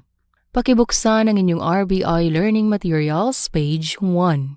Sa impormasyon inyong makikita at mababasa na ang melody ay isa sa mga pangunahing element ng musika na madali nating nakikilala o naaalala. Ito ay binubuo ng iba't ibang note at tono na sunod-sunod at maayos na pinagsama-sama upang makabuo ng kaaya-ayang tunog. Kadalasan ang isang melody ay nabubuo ayon sa isang scale. Ang scale ay pangkat ng mga note na nakaayos mula sa pinakamababa hanggang pinakamataas na note o mula sa pinakamataas hanggang sa pinakamababa. Ang tunugang bilin ay bilang ng mga sharps at flats sa staff. Kapag wala itong tunugang bilin, ito ay nasa tunugang C major. Ang C major scale ay nagsisimula sa mababang Do at nagtatapos sa matataas na Do. Binubuo ito ng mga so, fa silabang Do, Re, Mi, Fa, So, La, Ti, Do. Mga bata, sa inyong RBI Learning Materials, inyong makikita ang ilustrasyon ng C major scale. Sa bahaging ito, bibigyan natin ng higit na pansin ang C major scale na naaayon sa step pattern na whole step, half step, whole step, whole step, whole step, half step. Higit nating mauunawaan ang kaugnayan ng mga notes sa scale na ito sa pamamagitan ng pag-aaral sa C major scale. Ang scale na ito ay may 8 note. Ang una at huling note ng scale na ito ay parehong may pitch name na C. Ito ang tinatawag na C major scale. Masdan ang distansya ng mga note na sumusunod sa mga major scale. Tingnan at pag-aralang mabuti ang ilustrasyon na inyong makikita sa ibabang bahagi na inyong RBI Learning Materials page 1. Ngayon, pakibuksan ang inyong RBI Learning Materials page 2. Ang iskalang mayor ay binubuo ng mga notang buo ang mga pagitan maliban sa pagitan ng ikatlo at ikaapat na nota, gayon din ang ikapito at ikawalong nota. Masdan at pag-aralang mabuti ang ilustrasyon na inyong makikita sa inyong RBI Learning Materials. Ngayon, tingnan at pag-aralang mabuti ang susunod na ilustrasyon na inyong makikita sa inyong RBI Learning Materials. Ang ganitong uri ng iskala ay tinatawag ring diatonic. Ang iskalang diatonic ay binubuo ng buo at kalahating tono. Ang ibig sabihin ng W ay whole. At ang ibig sabihin ng ST ay half. Sa ilustrasyon, inyong makikita ang step pattern na whole, whole, half, whole, whole, whole, half. Ang C major scale ay walang simbolo na sharp o flat. Ito ay tinutugtog gamit ang mga puting tiklado ng piano o keyboard. Ngayon, para sa ating halimbawa, pakibuksan ang inyong RBI Learning Materials page 3. Tingnan ang halimbawa sa C major scale, ang iskalang C mayor. Tingnan at pag-aralang mabuti ang ilustrasyon na inyong makikita sa inyong RBI Learning Materials. Ang C major scale ay nagsisimula sa mababang Do at nagtatapos sa mataas na Do. Binubuo ito ng mga so, fa silabang Do, Re, Mi, Fa, So, La, Ti, Do. Ang scale na ito ay may 8 note. Ang una at huling note ng scale na ito ay parehong may pitch name na C. Ito ang tinatawag na C major scale. Ngayon, Tingnan at pag-aralang mabuti ang susunod na ilustrasyon na inyong makikita sa inyong RBI Learning Materials. Ito ay binubuo ng mga notang buo ang mga pagitan maliban sa pagitan ng ikatlo at ikaapat na nota. Gayon din ang ikapito at ikawalong nota. Ngayon, para sa inyong gawain, pakibuksan ang inyong RBI Learning Materials page 4.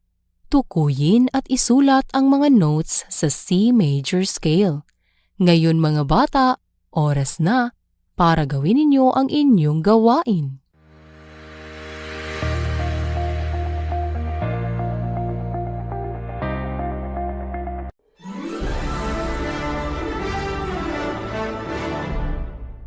Para sa mga bata sa Grade 5 Arts, sketches using complementary colors in painting a landscape. Mga bata, today we are going to learn how to sketch using complementary colors in painting a landscape. Ang gawain ninyo pagkatapos ng leksyong ito ay isang performance activity. Pakibuksan ang inyong RBI Learning Materials page 1.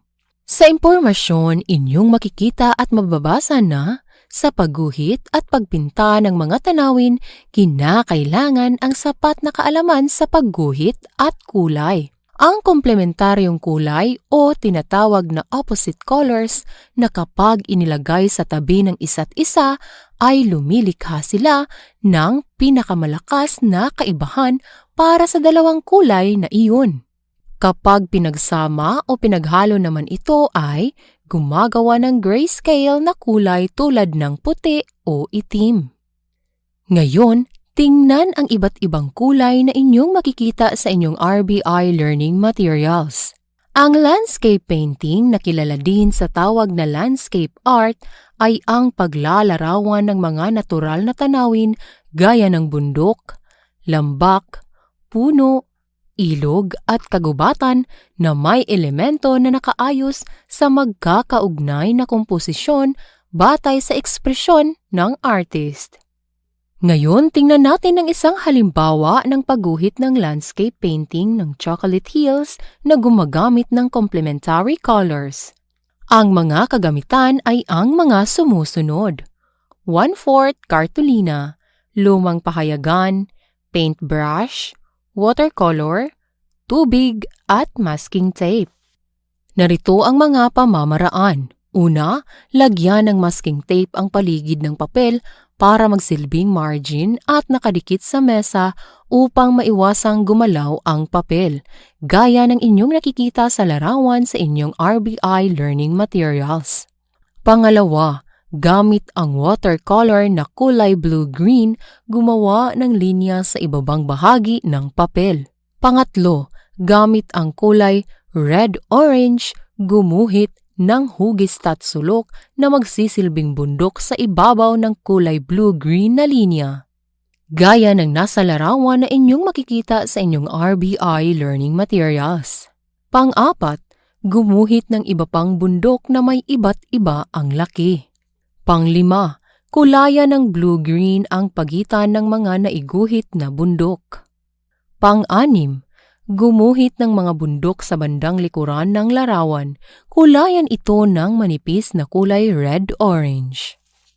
Pang-pito, lagyan ng manipis na kulay bughaw ang bandang itaas ng larawan upang maipakita ang ulap. Pang-walo, tanggalin ang masking tape sa papel at patuyuin ang larawang na ipinta, gaya ng inyong nakikita sa larawan sa inyong RBI Learning Materials. Sa landscape painting, maipapakita ang kagandahan ng isang tanawin gamit ang complementary colors. Gawing gabay ang color wheel sa pagpili ng kulay na gagamitin upang maging mas maganda ang gagawing likhang sining. Sa pamamagitan ng complementary color ay mas magiging makatotohanan ang dating ng mga larawan. Ngayon, para sa inyong gawain, pakibuksan ang inyong RBI Learning Materials, page 4. Gumawa ng landscape painting gamit ang complementary colors. Gawing gabay ang color wheel sa pagpili ng kulay. Ngayon mga bata, oras na para gawin ninyo ang inyong gawain.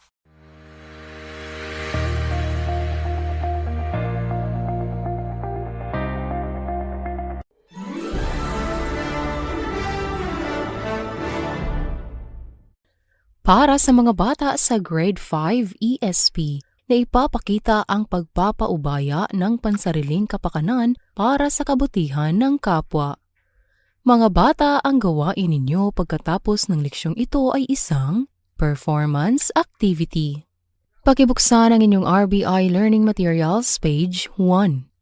Sa impormasyon inyong makikita at mababasa na bilang isang bata ay may tungkulin ka sa iyong pamilya, paaralan at simbahan.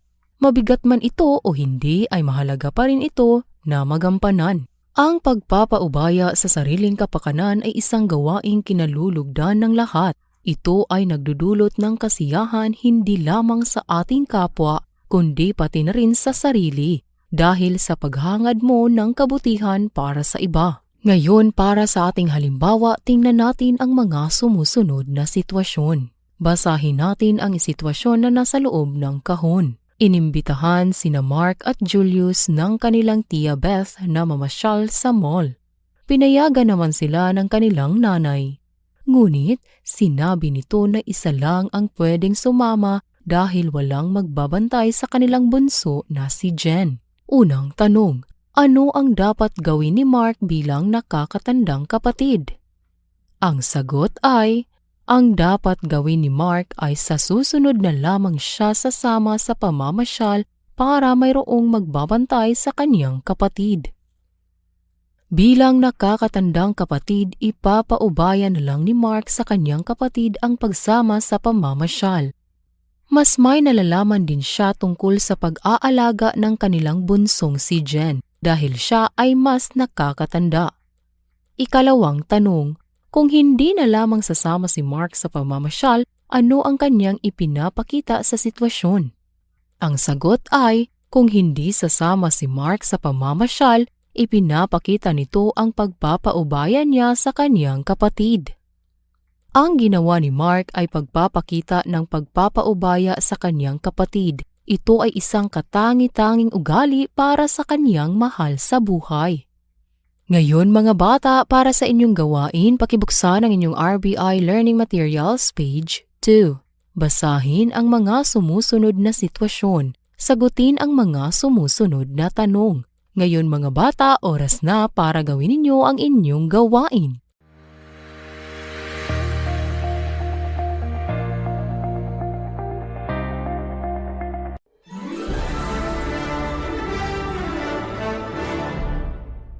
Para sa mga bata sa Grade 6 Mathematics, solves percent problems involving discounts, original price, discount rate, and sale price.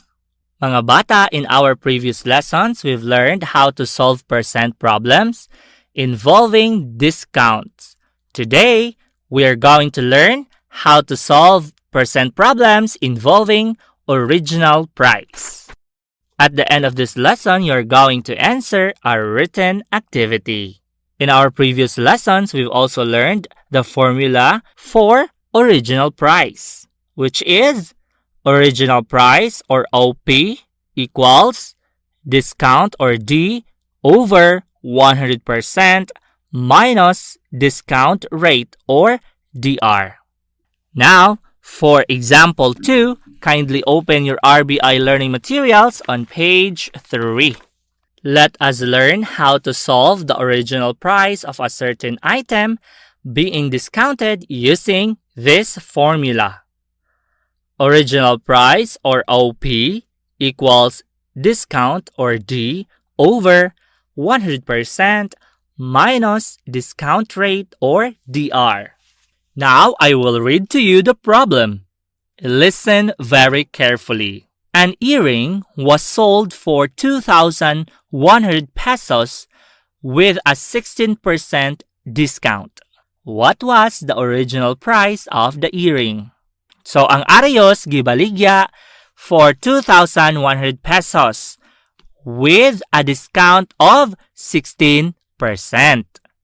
Karon, ang pangutana, pila man ang original price sa arayos. Mga bata, we can solve that problem using this formula for the original price. original price or OP equals discount or D over 100% minus discount rate or DR. Now, let us substitute the value of each term. OP or the original price equals the value of discount, which is 2,100 over 100% minus the discount rate, which is 16%. So, ato daang i-minus ang 100% ug ang 16%. Ang answer kay 84%. So, ang equation mahimong OP or the original price equals 2,100 over 84%. Karon, atong i-divide ang 2,100 pesos og 84%. But, before that, let us convert first ang 84% into decimal number. So, kung atong himuong decimal number si 84%, mahimo ka ng 84 hundredths or 0.84. So, ang atong equation mahimong original price equals 2,100 pesos over 0.84 or 84 hundredths. Now, let us divide 2,100 by 0.84 or 84 hundredths. So, the answer is 2,500 pesos. So, original price or OP equals 2,500 pesos. Therefore, the original price of the earring is 2,500 pesos. Nakuha niyo ba, mga bata? Magaling! Now, for your activity, you are going to solve for the original price. Now, it's time for you to do your activity.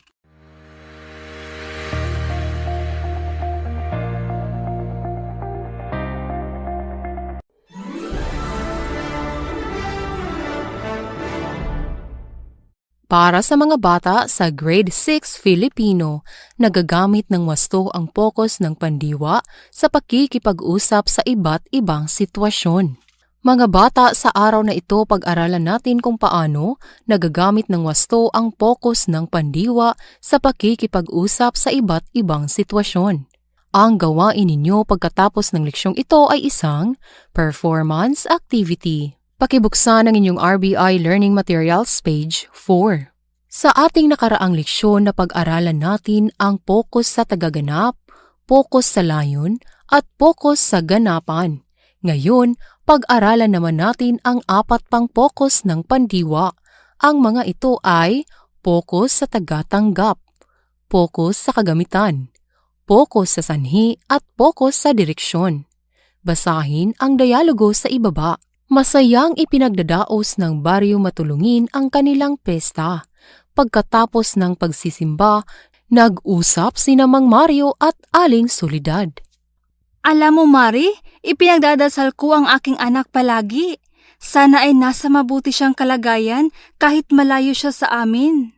Ay, oo nga pala, isang sundalo ang anak mo na si Ben. Namimiss ko na nga ang batang iyon eh. Ikinalungkot ko ng lubos ang pag-alis niya noon. Huwag ka nang masyadong mag-isip. Pangarap niya yun, di ba? At saka nakatutulong naman sa inyo ang ipinapadala niyang sahod kada buwan. Oo, ipinapagawa namin ng bahay ang salaping ipinapadala niya. Maganda kung ganoon. Huwag ka nang malungkot. Halika at pasyalan natin ang bagong parke sa barangay at nang mawala iyang kalungkutan mo. Ngayon mga bata, gamitin natin ang mga pangungusap mula sa dialogong inyong nabasa at napakinggan. Halimbawa, pokus sa tagatanggap. Ipinagdadasal ko ang aking anak. Ang pandiwa sa pangungusap ay ang salitang ipinagdadasal at ang simuno ay ang aking anak. Pagpapaliwanag. Ang layo ng pandiwa sa isang pangungusap ay direktang tumutukoy sa paksa nito. Ang paksa sa halimbawa ay ang aking anak. Kung ating titingnan, ang paksa ang siyang tumatanggap sa kilos na ipinagdadasal. Ang kanyang anak ang siyang ipinagdadasal ni Aling Maria na nangangahulugan na para sa kanya, ang aking anak, ang kilos, ipinagdadasal na nakasaad sa pangungusap. Ang ganitong uri ng paksa sa pangungusap ay may pokus ng pandiwa na tagatanggap. Kalimitan sumasagot ang paksa nito sa tanong na, para kanino ang kilos? Susunod na halimbawa, pokus sa sanhi. Ikinalungkot ko ng lubos ang pag-alis niya noon. Ang pandiwa sa pangungusap ay ang salitang ikinalungkot at ang simuno ay ang pag-alis niya. Pagpapaliwanag. Ang paksa sa halimbawang pangungusap ay ang pag-alis niya. Ito ang dahilan na ikinalungkot ni Aling Maria. Ang paksa sa pangungusap ang siyang sanhi kung bakit nangyari ang isang kilos. Ang pokus kung gayon ng pandiwa ay ang sanhi nito o dahilan kung bakit mayroong kilos. Ang tawag sa pokus na ito ay pokus sa sanhi. Ang paksa nito ay kadalasang sumasagot sa tanong na, bakit nangyari ang kilos? Susunod na halimbawa, pokus sa kagamitan. Ipinapagawa namin ng bahay ang salaping pinapadala niya. Ang pandiwa sa pangungusap ay ang salitang ipinapagawa at ang simuno ay ang salapi. Pagpapaliwanag. Ang paksa sa pangungusap ay ang salapi. Ito ang ginamit upang maganap ang kilos na ipinapagawa. Ang paksa ay ang kagamitang ginamit upang maisagawa o maganap ang isang kilos. Ang ganitong uri ng paksa ay may pokus ng pandiwa na tinatawag na pokus sa kagamitan.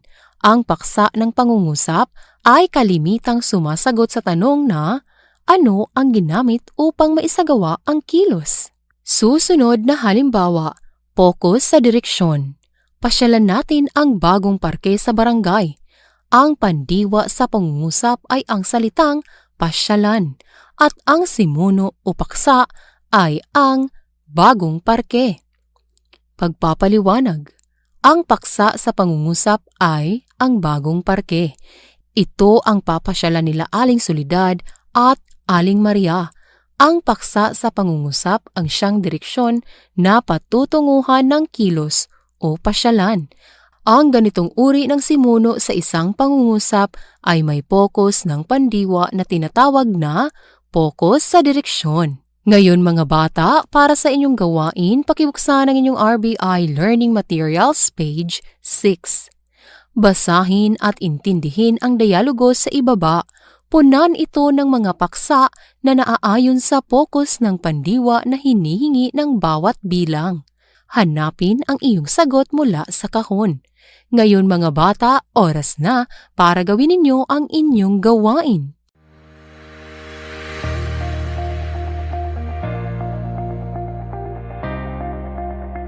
Sa ngalan na lang sa kinatibuk ang puwersa sa Tangub City Division sa pagpanguna sa atong Schools Division Superintendent Dr. Agostines Esepi, ingon man sa pag-abag sa atong Assistant Schools Division Superintendent Dr. Lorena P. Serrano, ingon man sa pag-ayuda ug pagsuporta gayud sa atong lokal nga pangagamhanan, pinaagi sa atong halangdong mayor Dr. Jennifer Witan, kining inyong mga magtutudlo sa kahanginan moingon kaninyo, daghan kayong salamat sa inyong pagpakiguban kanamo sulod sa duha ka takna nga tulumanon. Hangtod ugma, bye-bye everyone, God bless us all.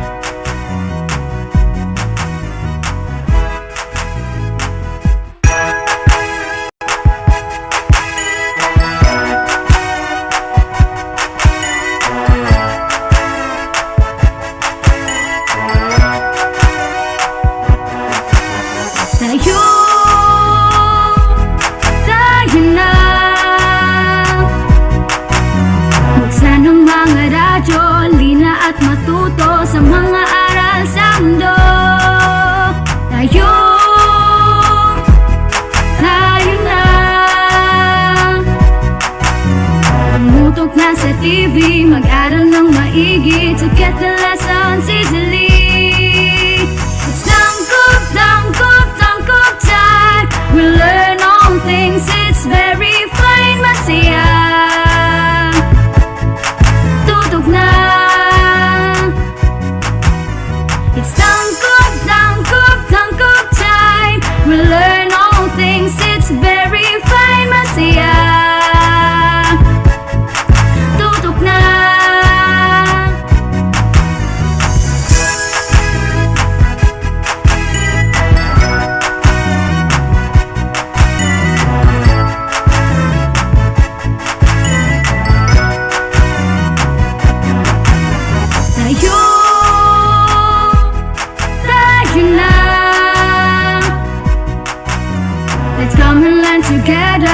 supporting one another. We love, we care, we share. It's tangkot time. We learn all things, it's very fun. Masaya, tutok na. It's tangkot time. We learn all things, it's very fine. Masaya, tutok na. It's tangkot time. We learn all things, it's very fine. Masaya, tutok na. It's tangkot time. We learn all things, it's very fine. Masaya, tutok na. It's tangkot time. We learn all things, it's very fine. Masaya, tutok na. Tangkot time.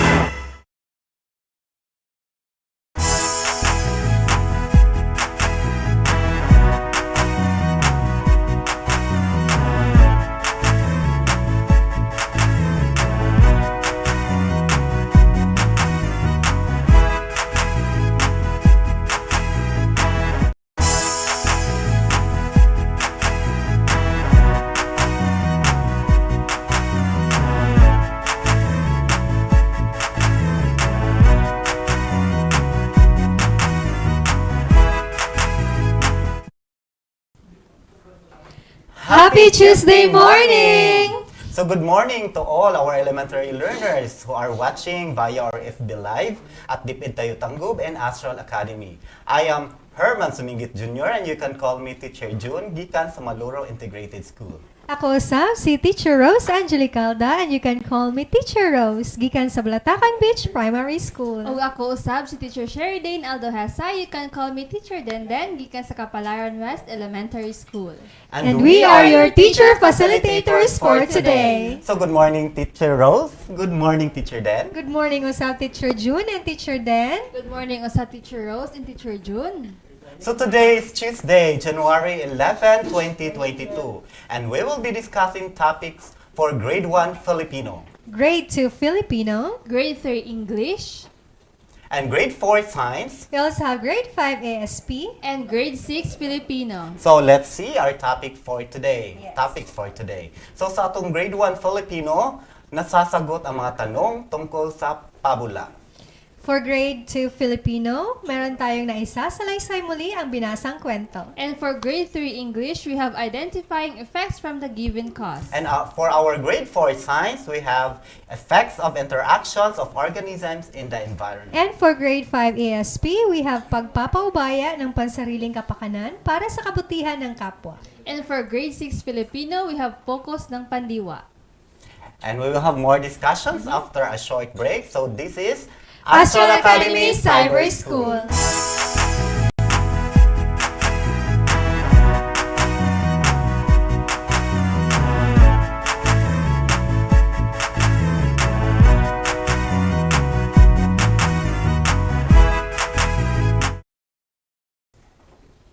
And we are back still here in Astral Academy Cyber School. So before ta mo forward sa unahan, Teacher Rose and Teacher Den, remind na to ang mga kabataan karon nga naa na ang ato ang attendance marker. ikaduha nga attendance marker nga makita sa ibabaw.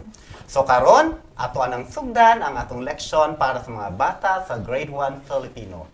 Ug mao kini ang competency, nasasagot ang mga tanong tungkol sa napakinggang pabula. So, Teacher Rose o Teacher Deno, nagsitag hisgot o pabula. Ano ba ang ibig sabihin ng pabula? Yes, Teacher June. So, ang pabula ay isang kwento kung saan mga hayop ang kumaganap at ang mga hayop na ito ay kumikilos at nagsasalita na tulad ng tao. Yes. Tama ka, Teacher Rose. So may mga salitang ginagamit din sa pagtatanong na tumutukoy sa particular na kasagutan. Isa nito ay ang sino. Ang sino ang ginagamit kung nais magtanong tungkol sa tao o sa tauhan sa kwento. Ang ikalawa ay ano. Ano ang ginagamit kung nais magtanong tungkol sa bagay, hayop, katangian, pangyayari o ideya? Ang ikatlo naman ay ang saan. Ang saan ay ang ginagamit kung nais malaman ang isang lugar. At ang ikaapat ay ang kailan. Ang kailan ang ginagamit kung nais mong malaman ang oras, panahon o petsa ng isang pangyayari. Ang ikalima ay ilan. Ang ilan kung nais mong malaman ang bilang ng tao, bagay o hayop. At ang ikapito ay ang bakit. Ang bakit naman, Teacher Rose and Teacher June, ay ginagamit kung nais mong malaman ang dahilan o layunin ng isang bagay. At ang panghuli ay ang paano. Ang paano ay ginagamit kung nais mong magtanong tungkol sa paraan ng paggawa ng isang bagay. Yes, thank you, Teacher Den. Teacher Rose and Teacher Den, no, may mga bagay din na dapat tandaan ng ating mga kabataan sa pagsagot sa mga tanong sa napakinggang pabula. At ito ang mga dapat nilang tandaan. Una, matamang makinig sa mga taong nagbabasa. At ang pangalawa, unawaing mabuti ang napakinggang pabula, tula o teksto. At ang pangatlo, maaaring itala sa papel o kwaderno ang mga mahahalagang detalye ng napakinggang pabula, tula o teksto. So ang pagsagot sa tanong tungkol sa napakinggang pabula ay isa sa mga batayan upang masabi na naunawaan ang pabula. Yes, tama, Teacher June. So, kanina, napakinggan natin ang pabulang silanggam at tipaklong. Yes. So, ngayon ay sagutin natin ang mga katanungan tungkol sa pabula upang malaman kung atin bang naintindihan o naunawaan ang pabula. So, kanina sinabi ni Teacher Den ang mga tanong na gagamitin. So, gagamitin natin ito sa pagtatanong, Teacher Den, at sasagutin natin ang mga katanungang ito. Tama ka, Teacher Rose. So, ang unang tanong natin ay gamitin natin ang saan.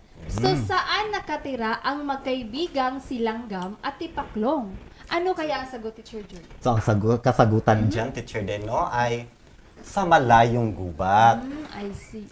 Okay, so ang sagot ni Teacher John is sa malayong gubat. So, ito ang sagot sa tanong na saan, dahil ang tanong na saan ay sumasagot sa isang lugar. So, kapag ginamit din ang tanong na saan, ang sagot dyan ay isang lugar. So, batay sa kwentong napakinggan natin, ang lugar kung saan nakatira, sinalanggam at tipaklong ay sa malayong lugar. Sa malayong gubat. Yes, tama ka dyan, Teacher Rose. So, pumunta naman tayo sa ikalawang tanong. Sino-sino ang mga magkakaibigan sa pabula? Sino kaya, Teacher June? So ang kasagutan dyan, Teacher Den, no, sa tanong muna, sino-sino ang magkaibigan sa pabula, ang sagot dyan ay sinalanggam at tipaklong.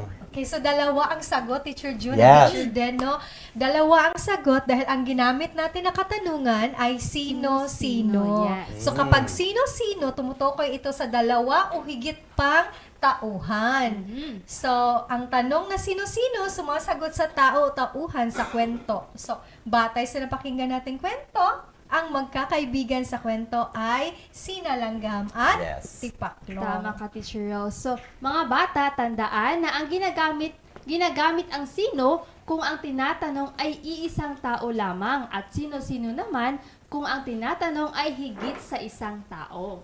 Ngayon naman, no, para sa ikatlong tanong natin ay ano ang katangian ni langgam? So ano kaya ang katangian ni langgam, Teacher Rose? Teacher June and Teacher Den. Ang sagot sa tanong na iyan ay masipag. So, silanggam ay isang masipag. Tama ka, Teacher Rose. So, ito ang sagot sa tanong na ano dahil ang tanong na ano ay sumasagot tungkol sa tao, bagay, hayop o pangyayari. Batay sa kwentong napakinggan, ang katangian ni langgam ay masipag. Tama ka dyan, Teacher Den. At punta naman tayo para sa ating ikaapat na katanungan. At ang tanong ay, kailan nag-iipon ng pagkain si langgam?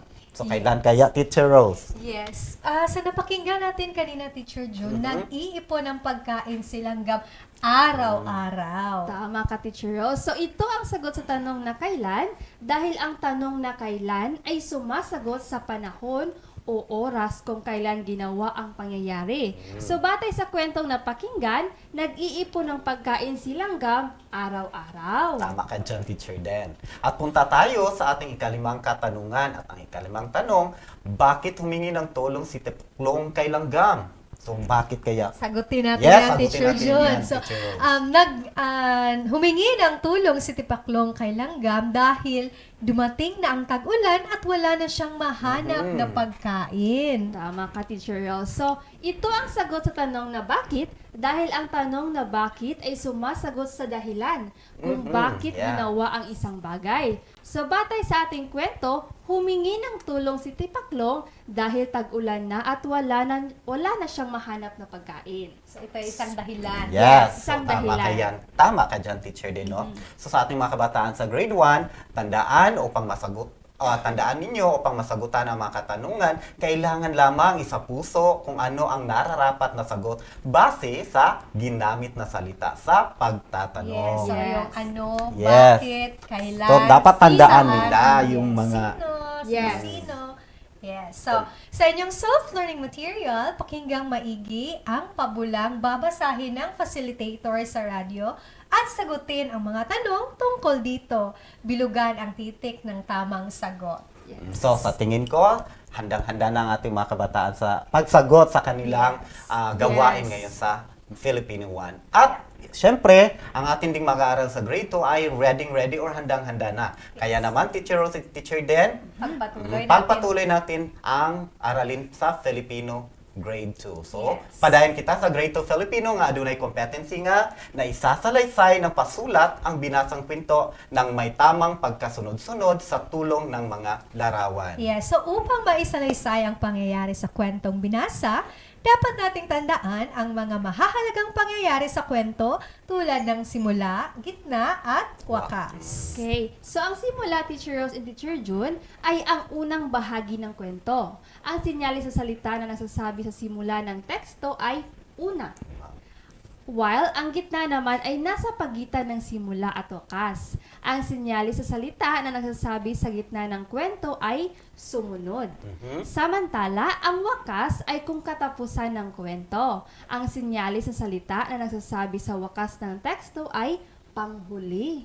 At para sa ating mga kabataan sa grade 2, maaari ding maisasalaysay ang mga pangyayaring may tamang pagkakasunod-sunod sa tulong ng mga larawan at patnubay na tanong. Tama ka dyan, Teacher June. So, upang may salaysay ng pasulat ang pangyayari sa kwento sa tulong ng mga larawan, ito ang mga hakbang. So, meron tayong tatlong... So, mayroong mga hakbang, no? tatlong hakbang. So, una, iugnay ang larawan sa mga pangyayari sa kwento.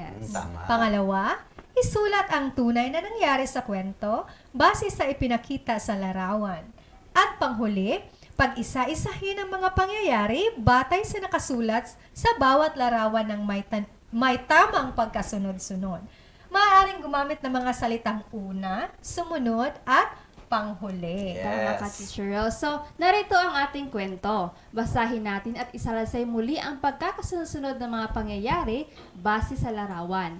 So, unang araw ng pasukan. Maagang gumising si Ben dahil unang araw niya sa pasukan. Una, pumunta siya sa banyo at naligo. Sumunod, pumunta siya sa kanilang kusina at kumain ng almusal. Panghuli, nagsimula na siyang maglakad patungo sa paaralan. Napakasaya ni Ben dahil pasukan na naman. Oh yes, so napakinggan na ninyo ang isang maikling kwento. So ngayon, Teacher Rose, paano nila maisasalaysay ang kwento gamit ang pagkakasunod-sunod sa larawan? Yes, Teacher June and Teacher Den. No? So upang maisalaysay muli ang kwento, ay gamitin nating basihan ang mga larawan upang malaman natin ang tamang pagkasunod-sunod ng mga pangyayari sa kwento. So makita nila ngayon sa kanilang screen, no, ang larawan ni Ben at ang kanyang mga ginagawa sa kwento. Na nababase sa ginawa niya sa kwento. Yes. Kung mapapansin nyo, ay wala sa tamang pagkakasunod-sunod ang mga larawan. So, ang gagawin natin ay ayusin natin ito mula sa unang pangyayari hanggang sa huling pangyayari upang maiugnay ang mga pangyayari sa kwento. Yes. So, alalahanin na nakabase ito sa kwentong binasa natin tama. kanina. So, ngayon naman, mga bata, ay iugnay at isulat na natin ang mga pangyayari gamit ang larawan. So, sa unang larawan, ating makikita na gumising ng maaga si Ben dahil unang araw ng pasukan. So, nakita nila no na mo pagmata ni Ben. Yes, may pagpinto. So pangalawa, pagkatapos ay pumunta sa banyo si Ben at naligo. So nandyan, nakita ninyo sa larawan na naliligo si Ben. At para naman sa ikatlong larawan, ay sumunod niyang ginawa ay nagpunta si Ben sa kusina at kumain ng almusal. At ang panghuli, nakita ninyo sa larawan na masayang naglalakad si Ben patungo sa paaralan.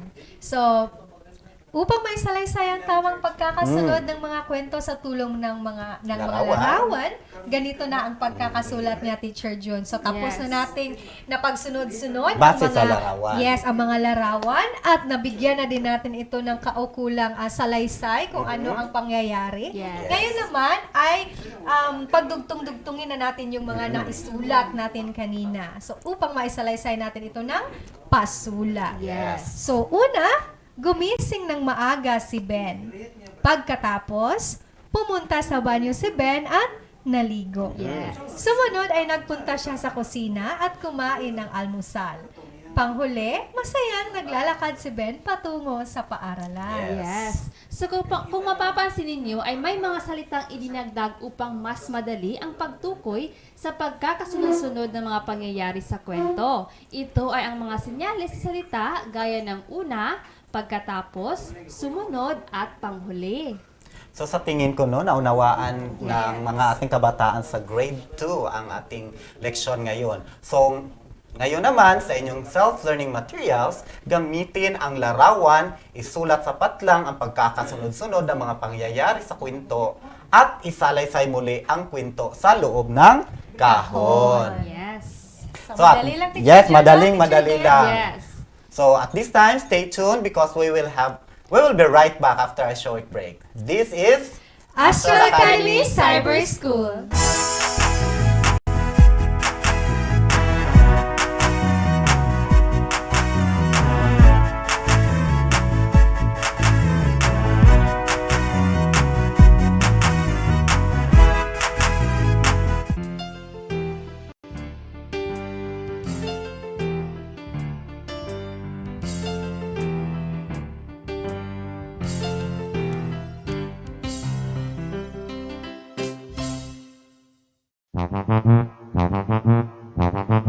Alamin ang teknolohiya sa agrikultura at pangkabuhayan upang umunlad ang ating bayan sagana sa likas na yaman.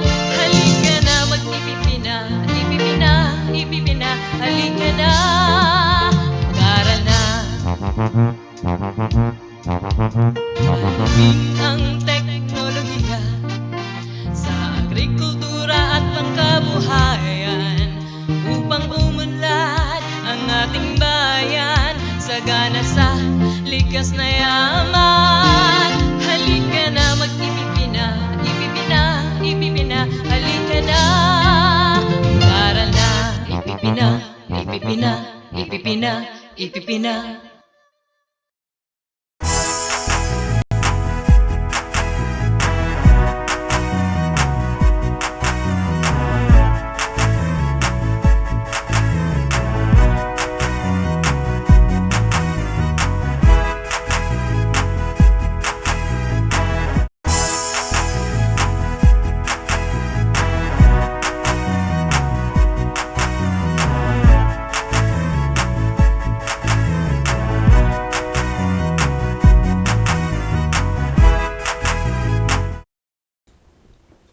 And we are back still here in Astral Academy Cyber School.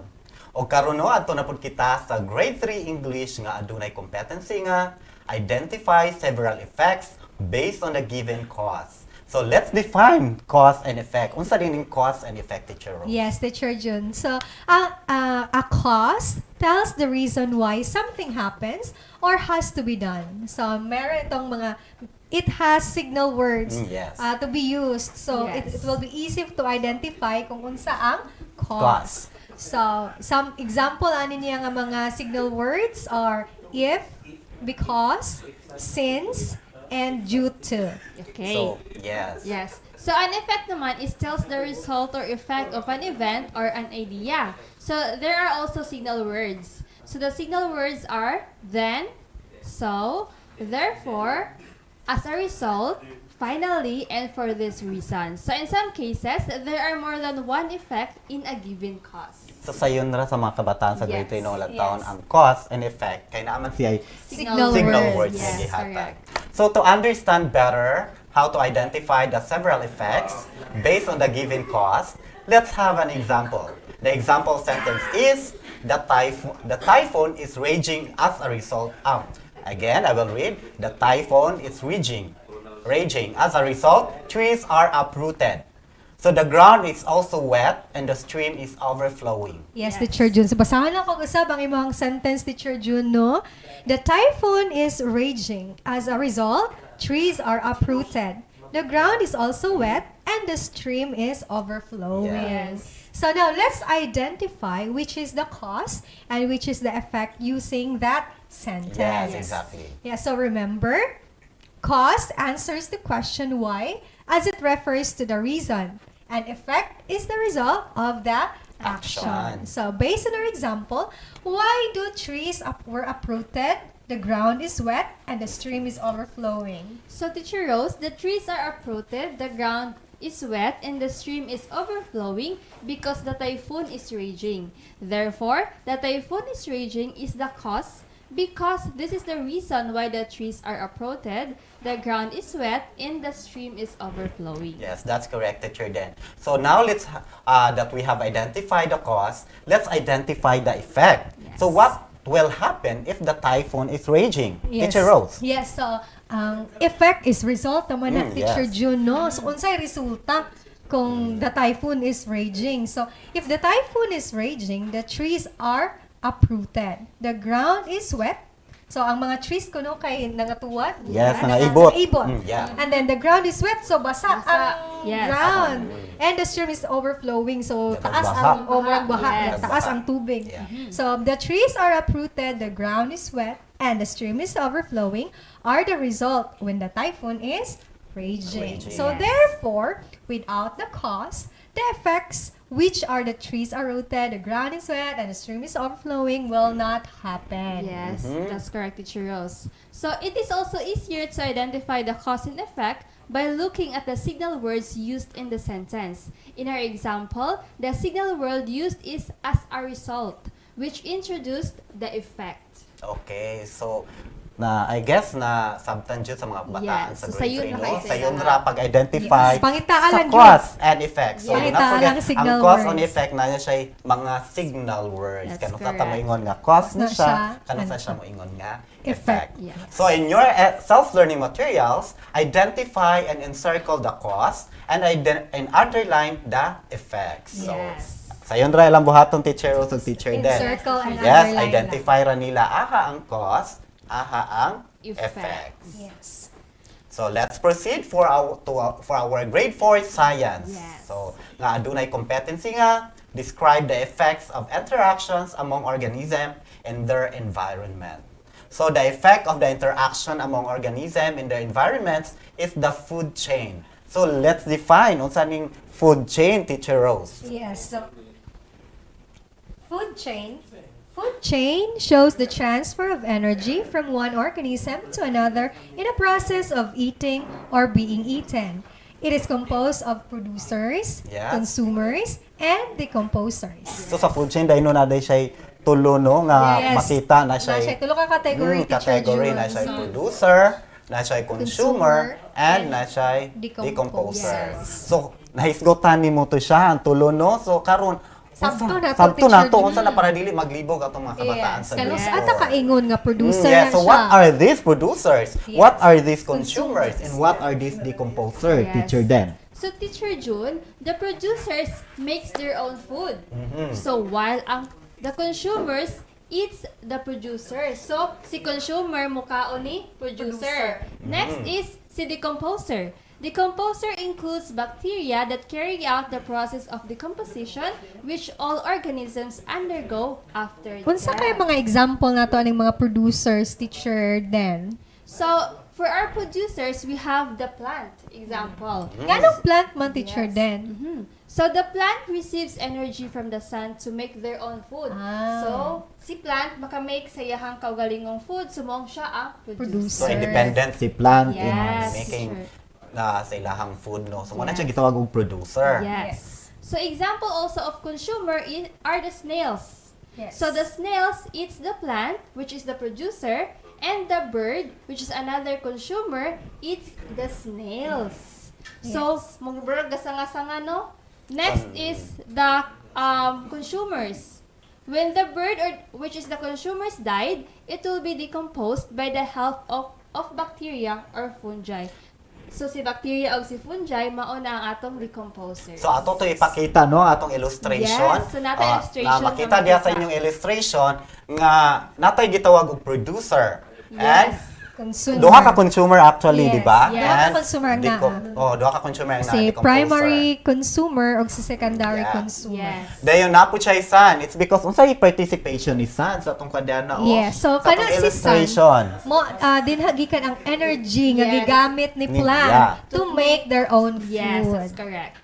Then so nakita nila diha sa ato ang illustration of from the producer, sun, yes. from the sun, o ning absorb og Og energy, si plants, then si plants gikaon pod, no? Gikaon ni gikaon ni snail. snail. Yes. Then si snail Pwede gikaon siya pod kaunon siya, ni- pwede po siya kaunon kaunon ni ni bird. bird. Oh. Yes. Then si bird, Pagkamatay ni bird, si bird namatay, Yes. ning decompose decompose with the help with the of help of bacteria or and fungi. fungi. So, Yes. mao to siya ang atong illustration sa food chain. So, para sa atong mga bata sa grade 4 in your self-learning material, describe the illustration that shows the effect of interaction among organisms and their environment. Yes.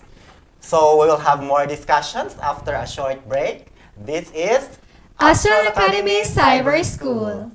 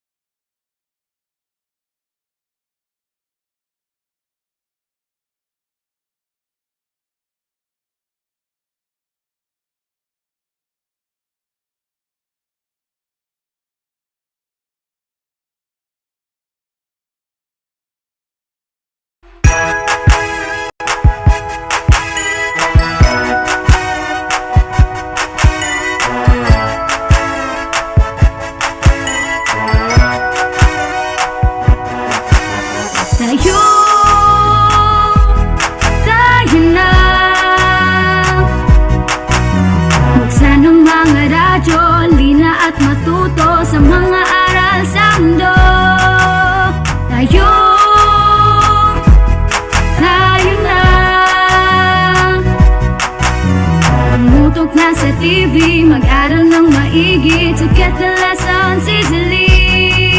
It's tangkop, tangkop, tangkop time. We learn all things, it's very fine, masaya. Tutok na. It's tangkop, tangkop, tangkop time. We learn all things, it's very fine, masaya. Tutok na.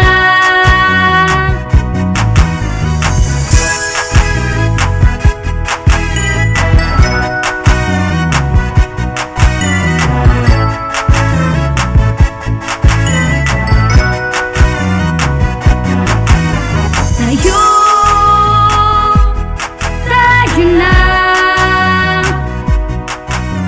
Let's come and learn together, supporting one another. We love, we care, we share.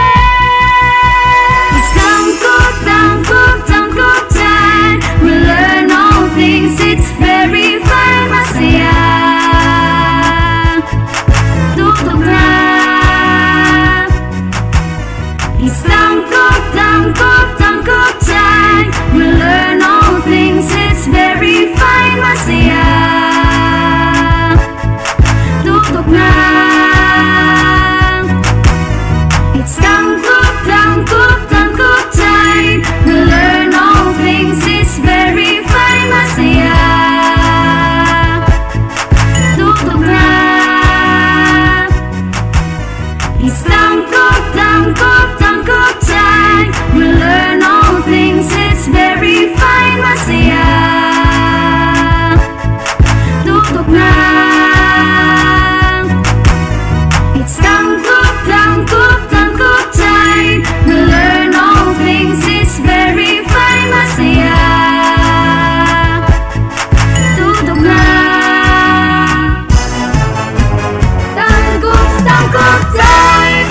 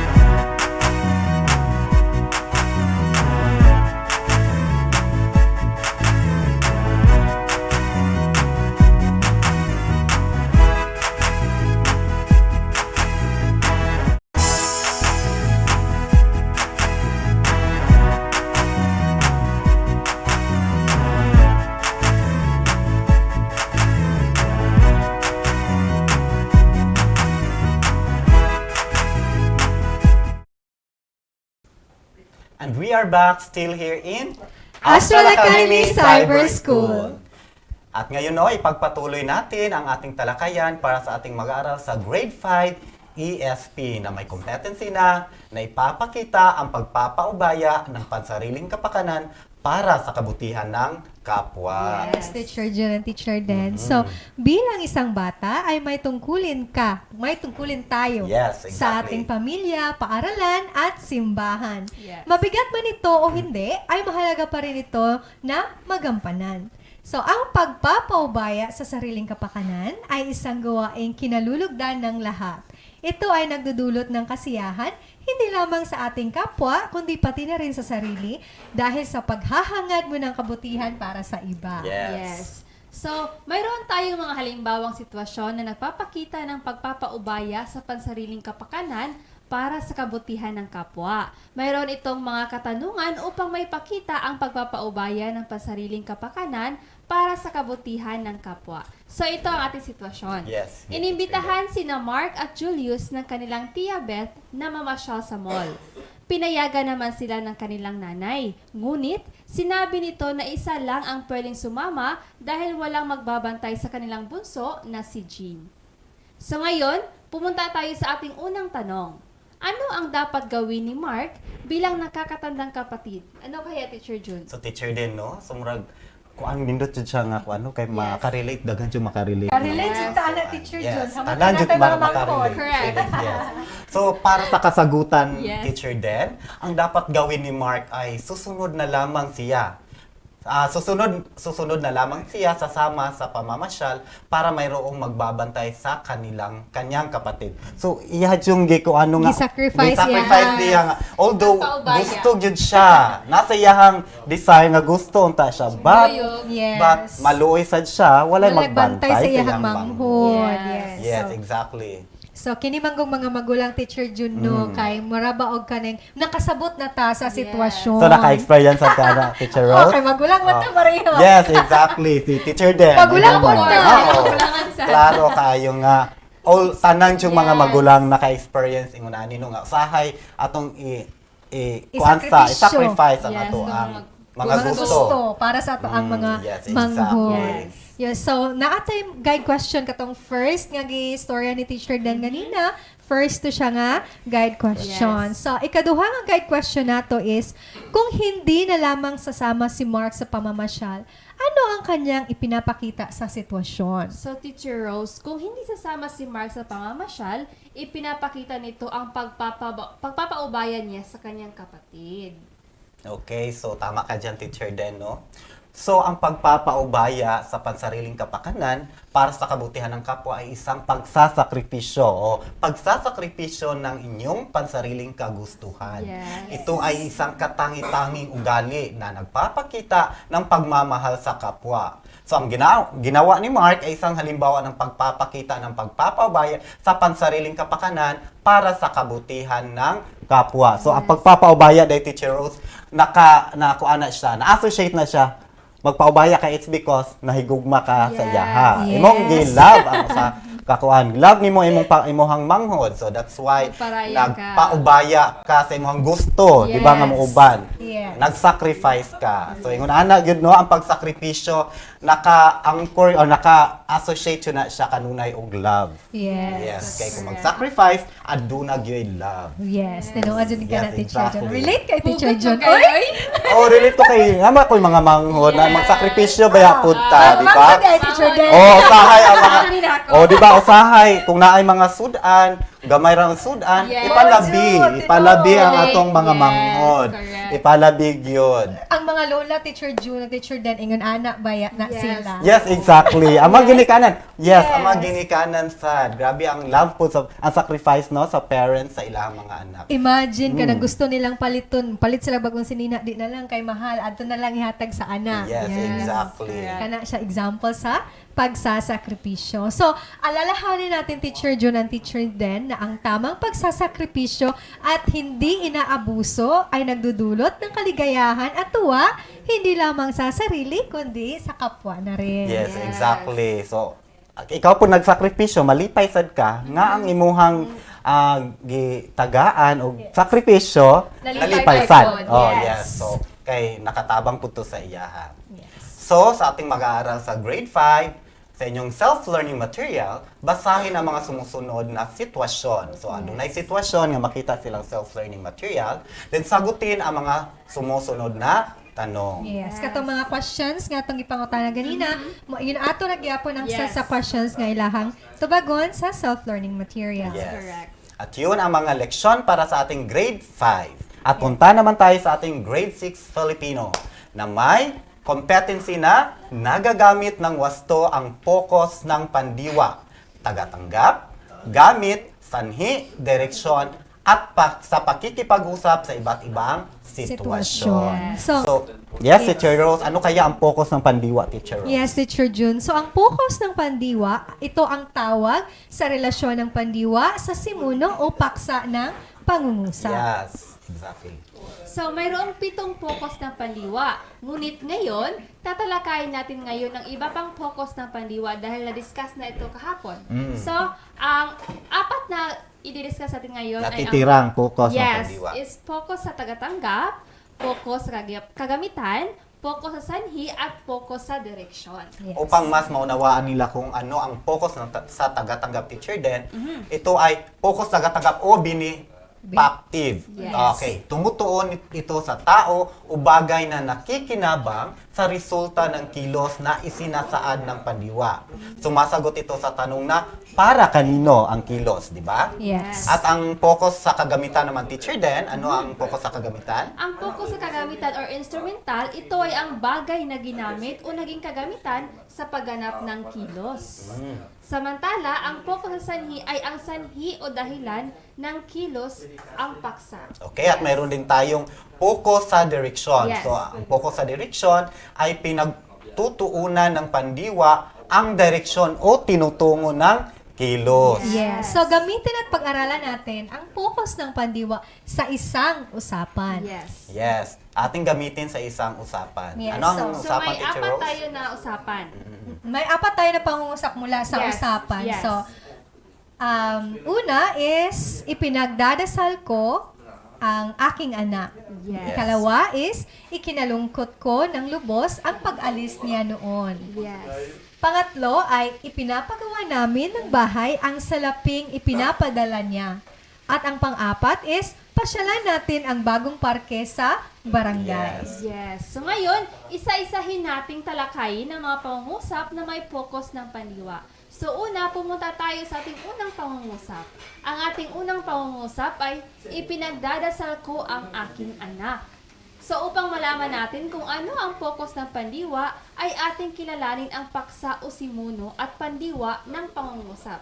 So Teacher Jun, ano kaya ang paksa o simuno ng pangungusap na ito? So sa unang usapan, teacher din, ang paksa o simuno ng ating pangungusap ay ang aking anak. Okay. At ang pandiwang ginamit naman ay ipinagdadasal. Tama. So, repeat natin, Yes. ulitin natin, ang simuno sa ating pangungusap ay ang aking anak at Yes. ang pandiwa na ginamit ay ipinagdadasal. Tama. So, kung ating titingnan ang paksa, ang siyang tumatanggap sa kilos na ipinagdadasal. Yes. Ang kanyang anak ay siyang ipinagdadasal ni Mang Mario na nangangahulugan na para sa kanya, para sa aking anak. Yes. So, ang kilos naman na ipinagdadasal na nakasaad sa pangungusap, at ang kilos naman na ipinagdadasal ang siyang isinasaad sa pangungusap. Yes. So, ang ganitong uri ng paksa sa pangungusap ay may focus ng pandiwa na tagatanggap. So, kalimitan, sumasagot ang paksa na ito sa tanong na para kanino ang Yes. kilos. O, para kanino ipinagdarasal, di ba? Yes. So, ang focus na tagatanggap ay may simuno o paksa na tao o hayop. Exactly. So, talakayin naman natin ang ikalawang pangungusap. So, ang ikalawang pangungusap ay ikinalungkot ko ng lubos ang pag-alis niya noon. So, kilalanin muna natin ang paksa o simuno at saka ang pandiwa ng pangungusap upang mas mapadali natin ang pagkilala kung anong focus ito yes, sa pandiwa. So, ano kaya ang paksa o simuno natin sa pangungusap? Teacher June and Teacher Dan. Sige, teacher din. Ano kaya ang paksa? So sa ating pangungusap, ang paksa o simuno ay ang pag-alis niya noon. Yes. Samantala, ang pandiwang ginamit sa pangungusap ay ikinalungkot. So, ang paksa sa pangungusap ang siyang sanhi kung bakit nangyari ang isang kilos. So, ang focus kung gayon ng pandiwa ay ang sanhi nito o dahilan kung bakit mayroong kilos. So, ang tawag sa focus na ito ay focus sa sanhi. Ang paksa nito ay kadalasang sumasagot sa tanong na bakit nangyari ang kilos. So, ang simuno o paksa sa focus sa sanhi ay isang dahilan. Yes, tama ka dyan, teacher Den. No? So, punta naman tayo sa ikatlong pangungusap. Ang pangatlong pangungusap ay ipinapagawa namin ng bahay ang salaping ipinapadala niya. So, ang simuno, kung ating susuriin ang pangungusap, ang simuno o paksa sa pangungusap ay ang salapi. At ang pandiwa naman na ginamit ay ipinapagawa. Yes. So, ang paksa ay ang kagamitan. Kasi ang paksa natin is salapi. Salapi. Upang may sagawa o maganap ang isang kilo. So, ang ganitong uri ng ng paksa, ang ganitong uri ng paksa ay may focus ng pandiwa na tinatawag na focus sa kagamitan. So, ang paksa ng pangungusap ay kalimitang sumasagot sa tanong na ano ang ginamit upang maisagawa ang kilos. So, ating tandaan na ang focus sa kagamitan ay may paksa o simuno na kagamitan o bagay na siyang ginamit o naging kagamitan. So, teacher din noon, Teacher Rose, Yes. no? Madali lang tandaan nila ang may focus na pagkakaiba. kagamitan. Yes, no? may pagkakaiba, Teacher June. Kasi kung tagatanggap, tao, hayop. Yes. ang simuno. Ang Yes. simuno. Tapos naman kung Sa sanhi, dahilan naman Yes. ang simuno o paksa. Tapos kung focus sa kagamitan, Kagamit. Yes.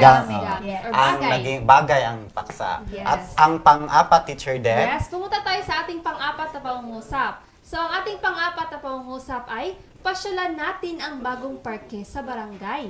So, ang simuno o paksa sa pangungusap ay ang bagong parke. Samantala, ang pandiwa ay pasyalan. so kung ating susuriin, Teacher Den and Teacher Rose, no? Ang paksa sa pangungusap ang siyang direksyon na patutunguhan ng kilos, which is pasyalan. Yes. Okay. Ang ganitong uri ng simuno sa isang pangungusap ay may focus na pandiwa na tinatawag na focus sa direksyon. Yes. So, ang paksa o simuno sa focus sa direksyon ay ang direksyon o tinutungo ng kilos. So, madali lang din tandaan ng ating mga kabataan sa grade 6 no nga na ang focus sa direksyon kung ayang paksa di ay Teacher Rose. yes, ang paksa niya ay isang Direksyon. lugar. Yes, Or isang lugar. yes, direksyon o lugar. So, tatandaan lang nila kung ano ang simuno o paksa Yes. at kung ano ang pandiwa na ginamit sa pangungusap at madali na nila matutukoy kung ano ang focus sa pandiwa nito. Yes, tama ka dyan, Teacher Rose. So, sa inyong self-learning material, basahin at intindihin ang dialogo. So, punan ito ng mga paksa na naaayon sa focus ng pandiwa na hinihiling sa bawat bilang. So, ang mga kasagutan ay nasa loob ng isang kahon. So, hanapin lang nila ang sagot sa loob ng kahon upang makompleto ang dialogo. Yes, tama ka dyan. So, stay tuned because we will be right back after a short break. This is Astral Academy Cyber School.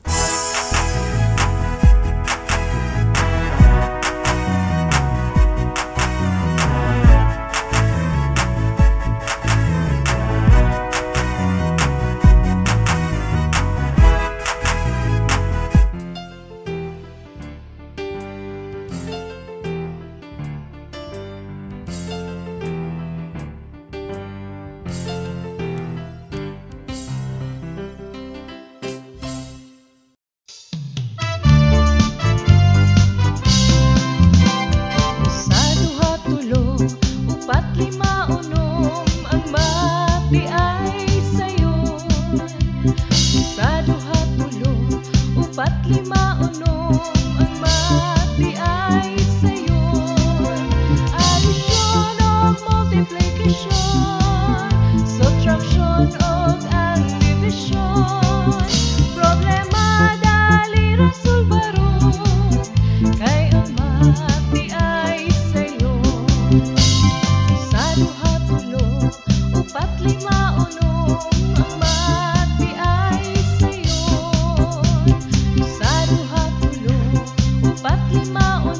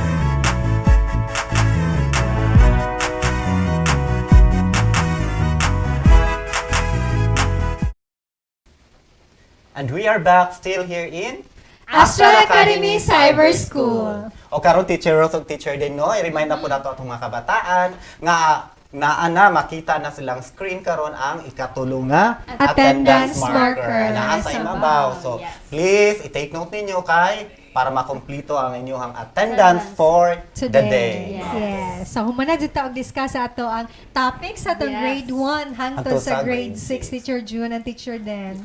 Okay, yes, Teacher Rose and Teacher Den. Og din hinatapos ang atong Martes nga klase sa ngalan sa kinatibukang puwersa sa Dipit Tanggub. Hangtod sa sunod nga higayon, ako si Teacher John. Ug ako si Teacher Rose. Ug ako si Teacher Denden. Kami ang Team Tuesday hangtod sa sunod nga higayon. This is Astral Academy Cyber School. Bye!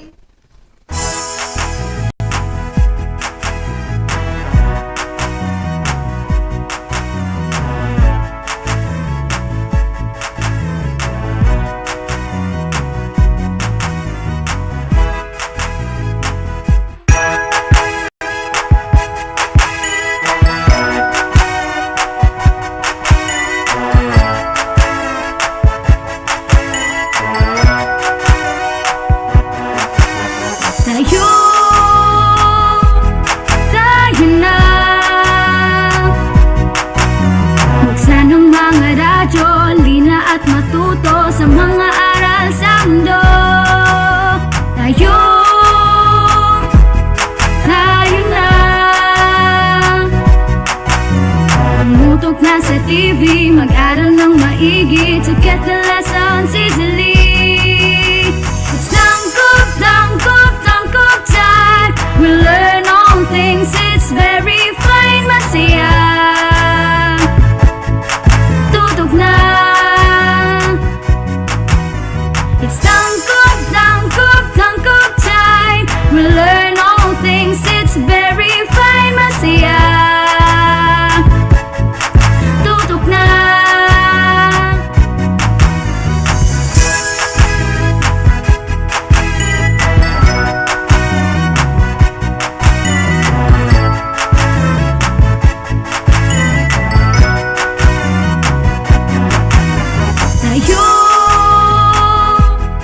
Tayo na. Let's come and learn together, supporting one another. We love, we care, we share. It's tangkop, tangkop, tangkop time. We learn all things, it's very fine, masaya. Tutok na. It's tangkop, tangkop, tangkop time. We learn all things, it's very fine, masaya. Tutok na.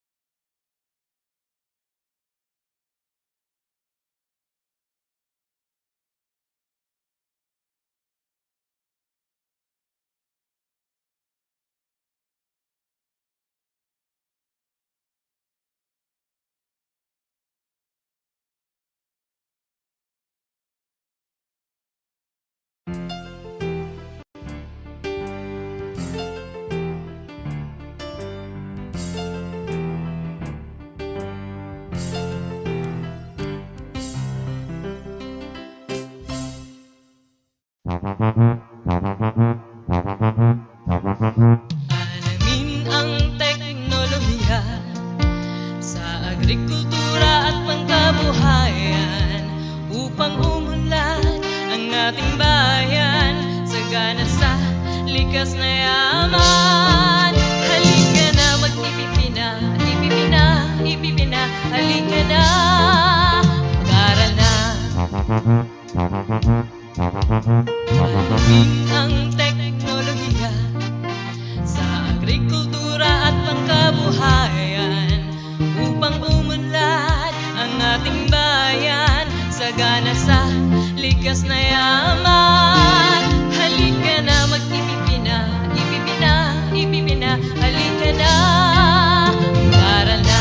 Ipipina, ipipina, ipipina, ipipina.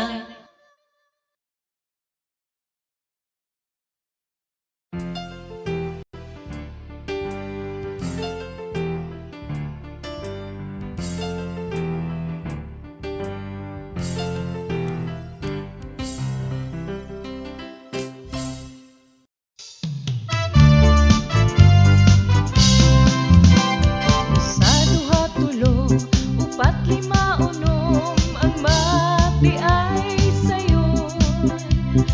Sa duha tulo, upat lima unom, ang mati ay sayon. Addition of multiplication, subtraction of and division. Problema dali rasulbaron, kay ang mati ay sayon.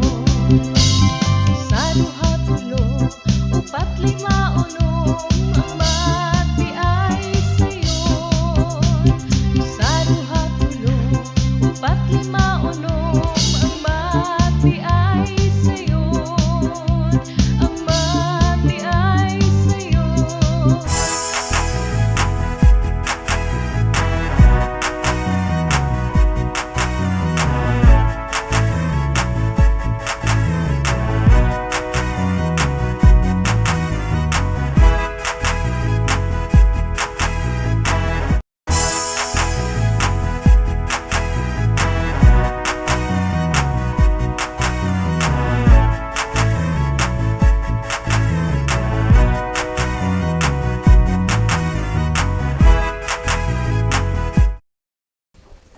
Good morning to our dear senior high school learners who are watching via our FB Live at DepEd Tayo Tangbub and of course the Astral Academy. So before we start, let me introduce myself first. I am Lady May Lumayot from Maloro Integrated School. And I am your teacher Art from Lorenzutan National High School.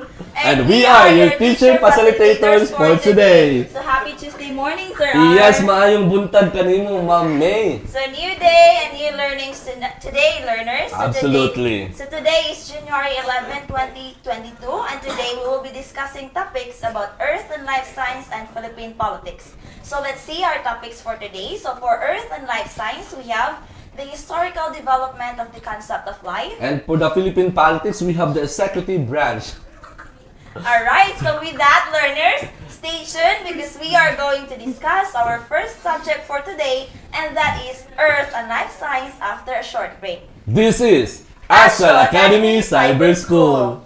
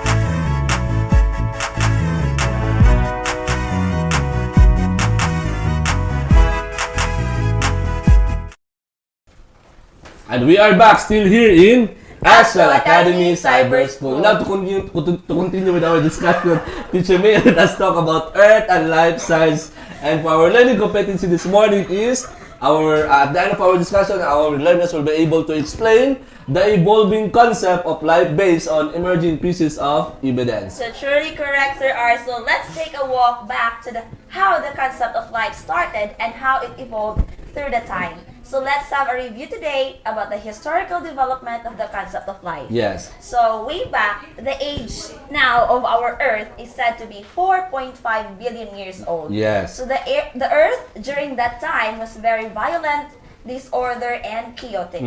So we cannot expect that the world we have right now is the same during the earliest age of our planet. Yes. Because the situation is violent and disorder, we cannot expect outright that life would exist. So however, because of accretional energy, so this accretional energy is the stored energy inside our planet. Yes. That is from the bombarding particles that produce heat in the universe, and it is deposited inside our planet.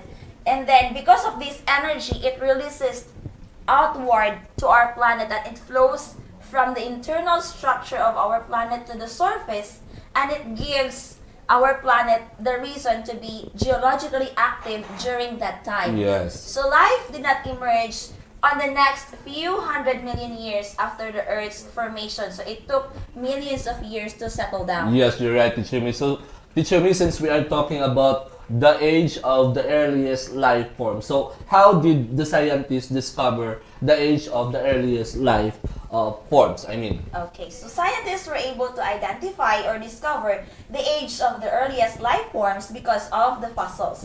So fossils are remnants or traces of an animal or plant material that may have been replaced by a rock material and imprinted on sedimentary rocks. So these rocks may be deposited in riverbeds or on the ocean floor. Fossils or microfossils were discovered in different parts of the planet. So we have the paleontologists. These are the scientists who collect, identify, and study fossils and other pieces of evidence about the early forms of life. So they use the methods of radioactive dating and relative dating to identify the age of the fossils or rocks. So let's have a short recap about radioactive dating. So this is the method wherein they would distinguish the exact date or age of the fossils or rock, while the relative dating, it turns out who is the oldest or what rock is the oldest and what rock is the youngest, so not specific. Yes. So there were fossils also found in the hydrothermal vents, and it dated What are the earliest life forms? Okay, so the earliest life forms were the prokaryotes. So these prokaryotes are cells that do not have nucleus. So what's in the nucleus? So in the nucleus, we can find there our genetic material, the DNA and RNA. But in prokaryotes, the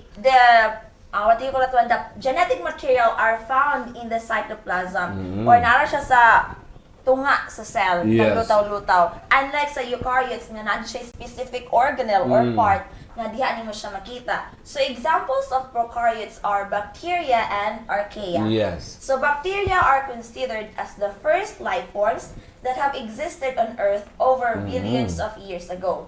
So these pieces of evidence paved the way for scientists to conclude that the first life forms originated in deep, hot springs found in hot or hydrothermal vents or crack on Earth's surface, what you call as ocean floor. Yes. So in areas where volcanoes are highly active, a very hot water from the Earth's interior can escape through the cracks. So the energy present in this kind of environment can support various chemical reactions that are necessary for the evolution of organisms.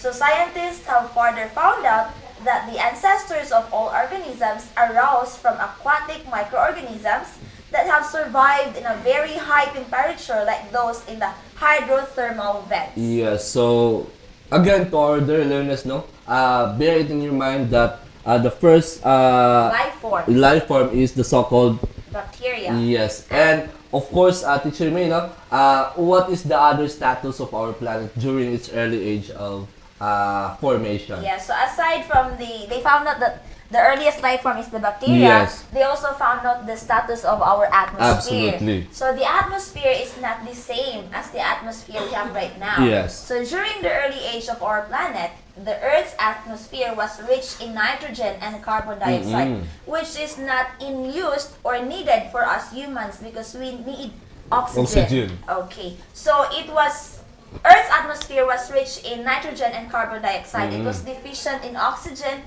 and it is described as a anoxic environment with limited gas present.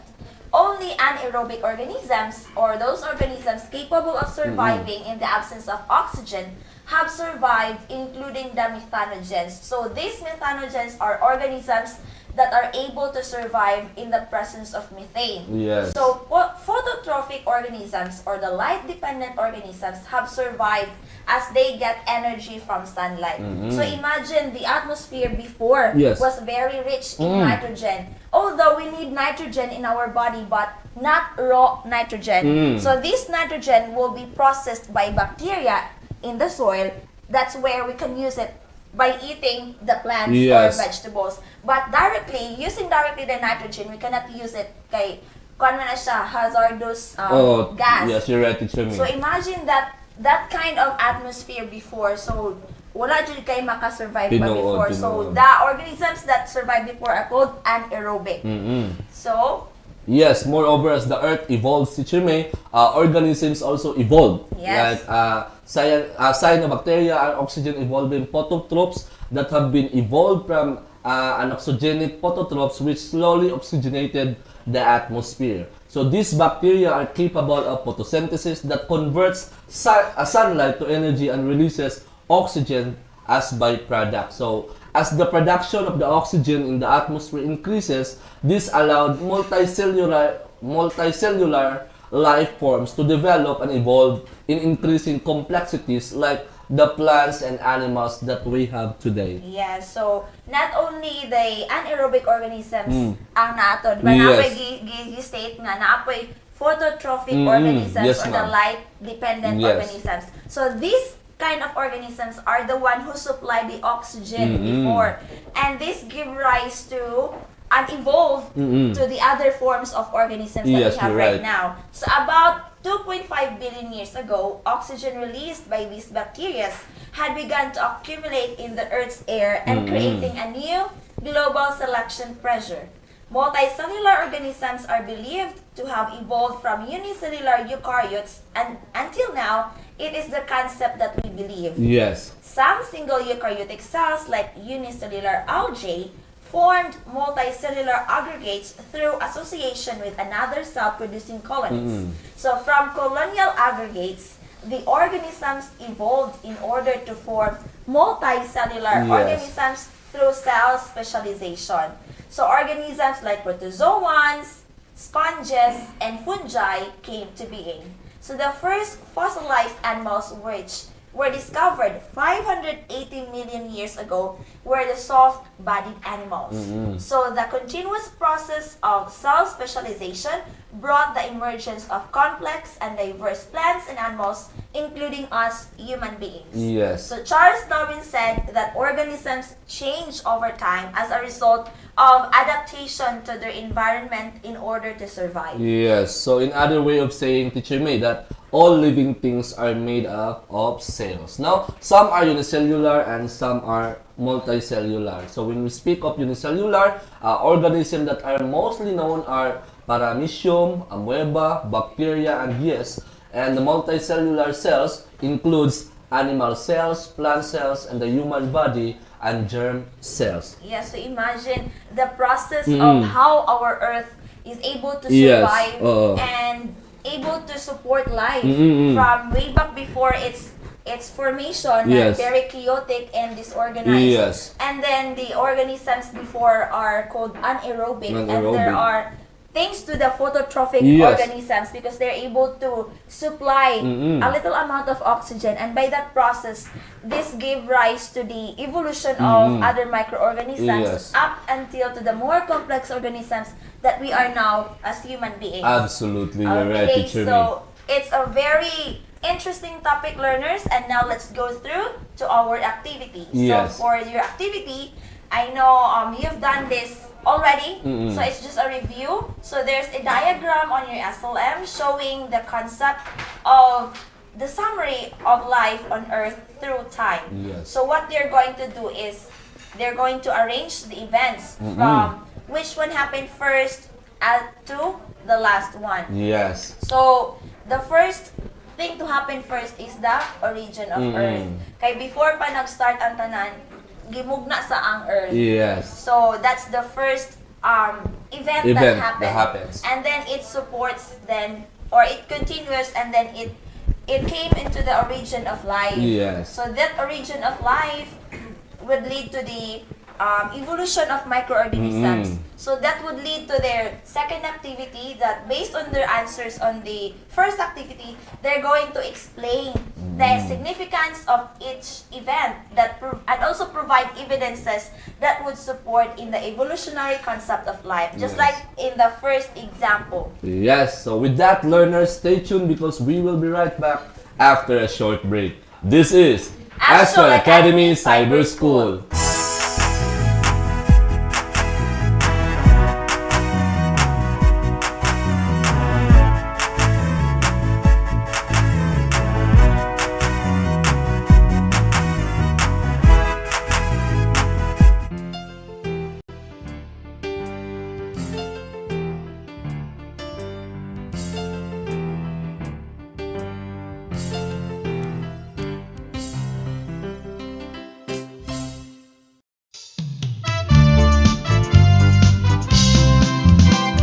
Sa duha tulo, upat lima unom, ang mati ay sayon. Sa duha tulo, upat lima unom, ang mati ay sayon. Addition o multiplication, subtraction o ang division. Problema dali ra sulbaron, kay ang mati ay sayon. Sa duha tulo, upat lima unom, ang mati ay sayon.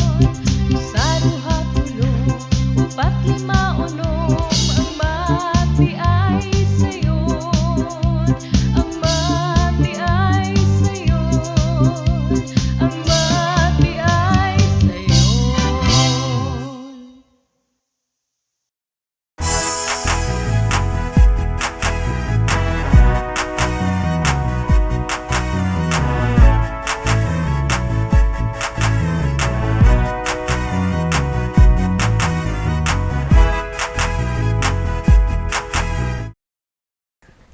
And we are back, still here in Astral Academy Cyber School. So to continue with our discussion, learners, Yes. let's have now our second subject, and that is the Philippine politics and governance. Yes. So for today's learning competency, so learners, Yes. they're going to explain the roles and powers of the executive branch of government. Yes, again, we would like to reiterate this to our dear learners that part and parcel of our class discussion today is a review, right, Yes. Teacher May? So again, this morning, our learners will be able to explain the rules and powers of the executive branch of the government. Since, as what we mentioned in our past discussion, Teacher May, that again, the Philippines has three branches of the government, namely the executive, the legislative, and the judiciary. But for now, Teacher May, the focus of our learning today is it's all about the executive branch. No? Yes. So again, as part of the overview, Philippines is a democratic and republican country which with a presidential form of government wherein powers and rules are equally divided into different branches, namely The executive, the legislative, and judiciary. yes, you're right, Teacher Me. So, under the 1987 Philippine Constitution, the three branches of the government were made to ensure that the government is effective and citizens' rights are protected. So, further, the separation of powers is doctrine of a constitutional law which the different branches are kept separate. No, each branch has separate powers, and generally each branch is not allowed to exercise the powers of other branches in the government. Another way of saying, Teacher May, although there are three branches, but they have separate powers. Yes. No? So that is anchor with the separation of powers doctrine. So again, uulitin ko, ang ating pamahalaan ay nahati sa tatlong sangay. Meron tayong tinatawag na ehekutibo, lehislatibo, at hudikatura. So para sa araw na ito, Teacher May, at sa ating mga learners, pag-uusapan natin ang executive branch. So, ang executive branch ang namamahala at may responsibilidad sa mga pagpapatupad ng mga pulisiya at batas na ginawa na ng lehislatibo. So, ang executive branch ay pinamunuan ito ng presidente, vice-presidente, o yung mga chief executives, even those cabinet members, no? Sa kanila lang hindi kaya lahat ng pangulo at pangalawang pangulo ang responsibilidad ng pagpapatupad ng pulisiya at pagpapatakbo ng ating bansa sa kanila ng napakarami ng batas na isagawa at ang pagpapatupad dito ay nagkaproblema. Kaya pumasok dito ang tinatawag natin na cabinet members. So again, yung mga cabinet members, sila yung mga sekretary ng mga iba't ibang departamento na nag-a-advise sa Pangulo kung paano pangangasiwaan ang iba't ibang sektor ng ating pamahalaan. So meron tayong mga halimbawa dyan, Teacher May, no?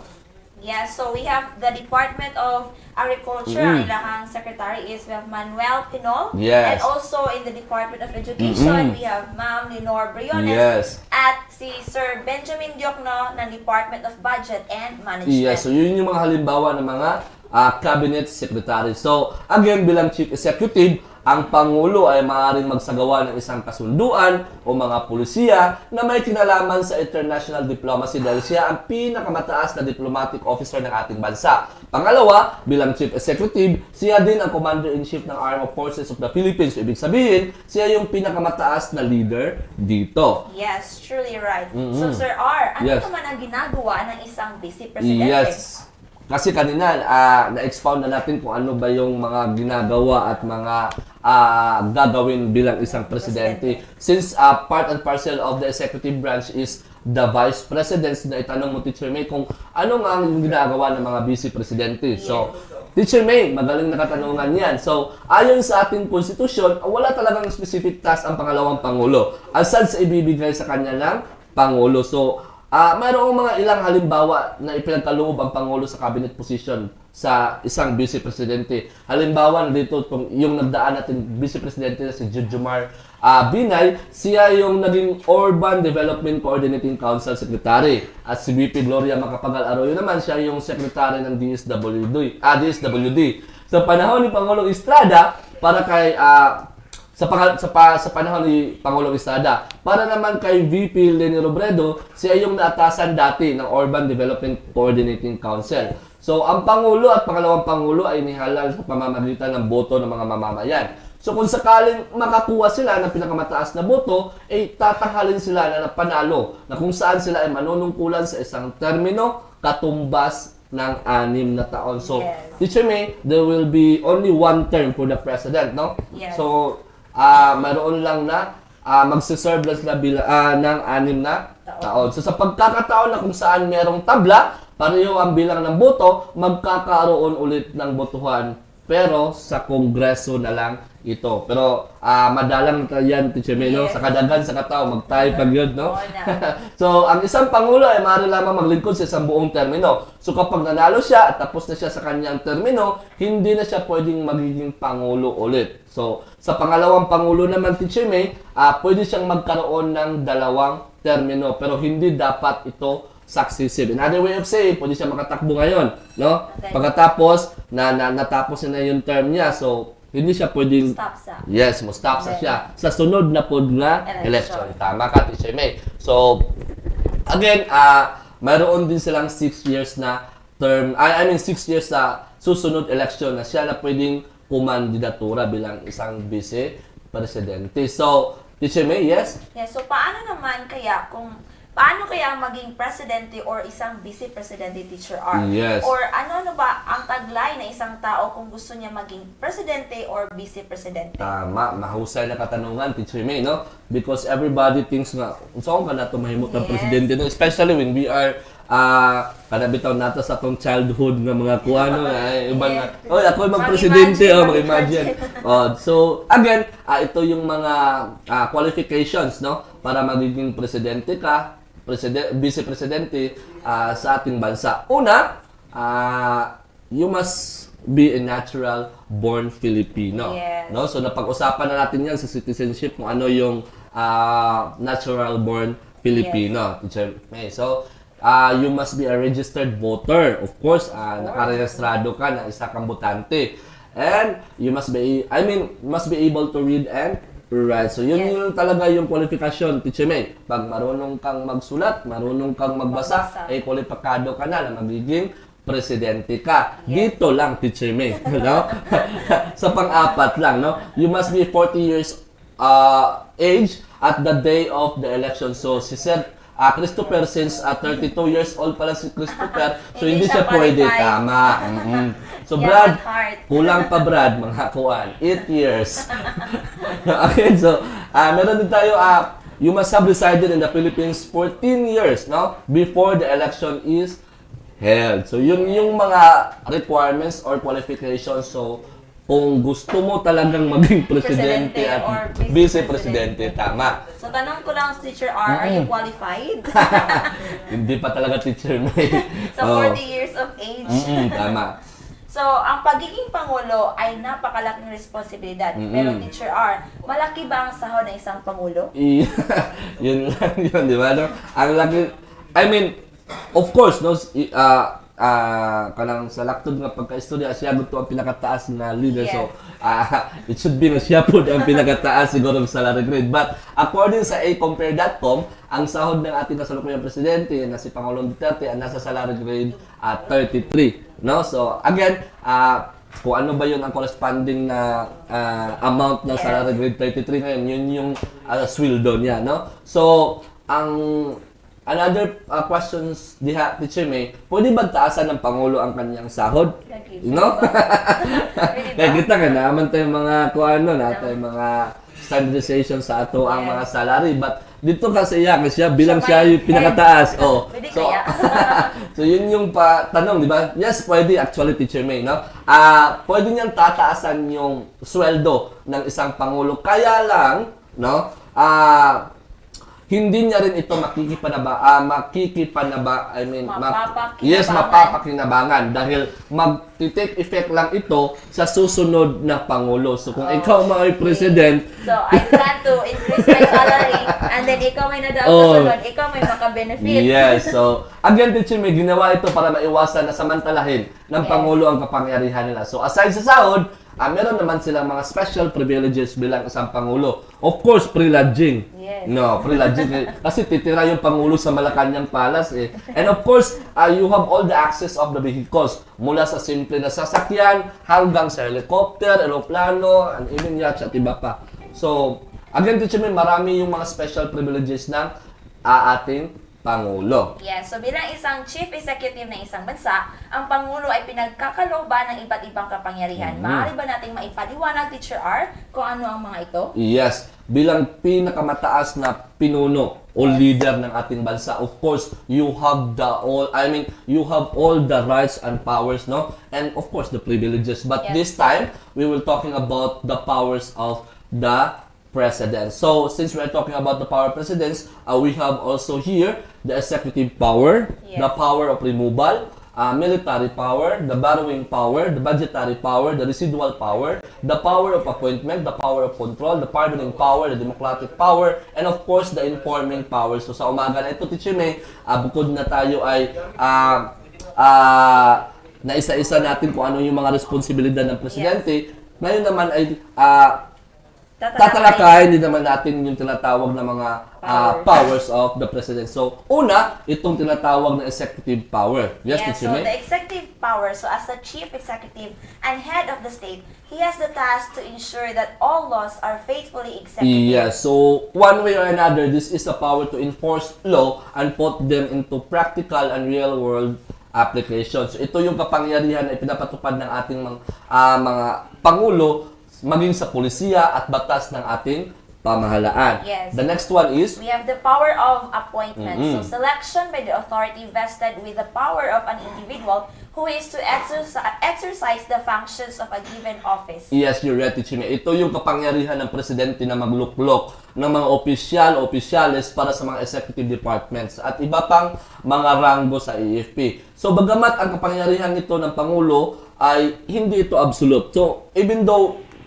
he or she has the power, but then again, hindi ito absolute, no? Dahil pareho na nasa mataas na posisyon ang mga executive department. So, kinakailangan pa rin na meron itong approval sa commission. Diba yung commission on appointment? Yes. Tama. But now there are also limitations of power appointment. So first up, we have the 2 months immediately before the next presidential elections and up to the end of his term, a president or acting president shall not make appointments except temporary appointments to executive positions when continued vacancies therein will prejudice public service or endanger public safety. Yes. And next, we have appointments are subject to the confirmation by the Commission on Appointments. Yes. So As again, what you have said. the power of the president is not absolute when it comes to the power of appointments. So again, since we are talking of the power of appointment, we have also the power of removal. So, Teacher The May? general rule of this power is that this power is implied from the power to appoint. The exception,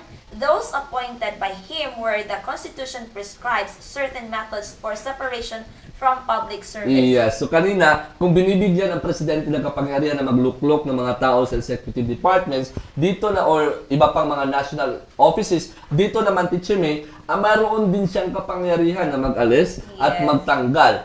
So ito yung tinatawag nating power of removal. Especially if those kanang cabinet secretaries that are not kumbaga effective and efficient to their works, no? Yes. So, of course, he or she has the power to remove, Yes. no? So that's one of the president's power. Yes. So So, next power, yes. we have the power of control. The power of the president to alter, modify, nullify, or set aside what a subordinate officer had done in the performance of his duties and to substitute the judgment of the former for that of the latter. Yes. So, dahil bahagi ng executive department ang mga desisyon ng kanilang mabubuo, so maituturing na ang desisyon din nila ay desisyon din ng Pangulo. So, dahil dito, mayroong karapatan na baguhin o sabihin natin ipagbawal ang mga desisyon nila o sabihin natin i-improve. So, ito yung tinatawag natin na power of control. Yes, so the president has that power. Yes. So next power of the president is the military power. So dahil commander-in-chief ng AFP ang Pangulo, meron siyang tinatawag na military power. So ito yung kakayahan ng Pangulo na ipatawag ang military sa mga special circumstances. So masasabi natin na ang kapangyarihan ito ay pinakamalakas at pinakadelikadong power na meron ang Pangulo. Yes, tama ka. Because dito, the powers to meet emergency situation and the military power, Teacher May, to call out the armed forces to prevent or suppress the lawless violence. Of course, if there were a lawless violence na ato ang nakuanan, oo. So, again, to suspend the privileges, privilege of the right of habeas corpus. So, ito yung, when we speak of habeas corpus, ito yung mga taong hinuli, no? So, ang taong mga hinuli ay may karapatan na dalhin ang kanyang sarili sa korte o dalhin siya ng mga humuli sa kanya sa korte para maipagtanggol ang sarili. In other words, saying, kinakailangan din na due process of law, no? Yes. So, this one, to declare martial law. So, ginagawa ito para ma-maintain ang social order. Kasi, yung the very essence of kanang bitawag nato og martial law. yes, martial law, Teacher May, kung naabitaw yung mga suppression, no, Yes. kanang dili na ma-maintain ang order ba. Also, ang that's why, president na yes, mag-declare. mag-declare good siya. So, that's it in the military power, Teacher May. Okay, so the next power of the president is the pardoning power. So when we say pardon, it's the act of grace which exempts individual from punishment which the law inflicts. Yes, so ito yung pagpapatawad, no? Pagpapatawad na iginagawad ng Pangulo para sa pagkakasala ng tao sa lipunan. Halimbawa, pag ikaw ay nag-commit ng crime na nagawa at meron itong corresponding na sentence o punishment, pwede nang mawala ito kapag pinagkalooban ka ng pardon ng Pangulo. At meron tayong two types of pardon, no? Para maklaro natin, Teacher May, no? Ito yung conditional and absolute. So, pagka-absolute pardon, ang ibinigay sa iyo, restored lahat ng kasalanan mo. Yes. You're right, Teacher May, no? Samantalang pag sinabi natin conditional pardon, ito yung pardon na may kondisyon kang susundin. Halimbawa, pag may nalabag ka na batas o nagkasala ka naman, babalik ka ulit or babalik ulit yung sentensya mo. Okay, so mag-careful jud ka. Yes, so conditional ang pagka-pardon. yes, dapat ikaw, kabalo jud ka dapat kung unsa tong gihatag na pardon sa imo. It's either absolute ba or conditional. Yes, conditional. So again, we have also the executive clemency. So aside sa pardoning power, we have also the executive clemency. So una, we have the amnesty. Blanket pardon with the concurrence of the Congress. Yes. So, itong amnesty, Teacher May, ito naman yung pagpapatawad na iginagawad ng Pangulo para sa mga political crimes. So, again, take note, political crimes, no? Tatandaan nyo yan, mga bata, ha? Political crimes. So, well, ganito ang pardon. Ibinibigay sa mga convicted felony like mga kaso mo ay murder, robbery. So, ang amnesty naman, ibinibigay sa mga political offender. Let us say, member ka ng rebellion group or sumali ka sa mga kudita.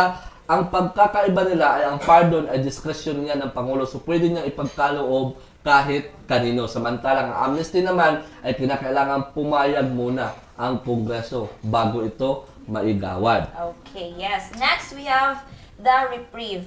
Suspension in the execution of sentence. Yes, pag sinabi natin reprieve, ito naman yung pagbibigay palugit or i-extend sa iyo ang pagbibigay ng execution o sentensya. Let us say, supposedly, bibitayin ka by next week. So pagka nabigyan ka ng reprieve, pwedeng instead of next week, bibitayin ka na lang next year. So again, ikaklaro natin, hindi pa rin natatapos yung sentensya mo. Ang reprieve ay nangungulugan lang na ang sentensya mo ay na-extend or na-suspend or perhaps na-delay lang. Yes. So, dili ka magpakampante kaya naaragya po ni mong sentensya.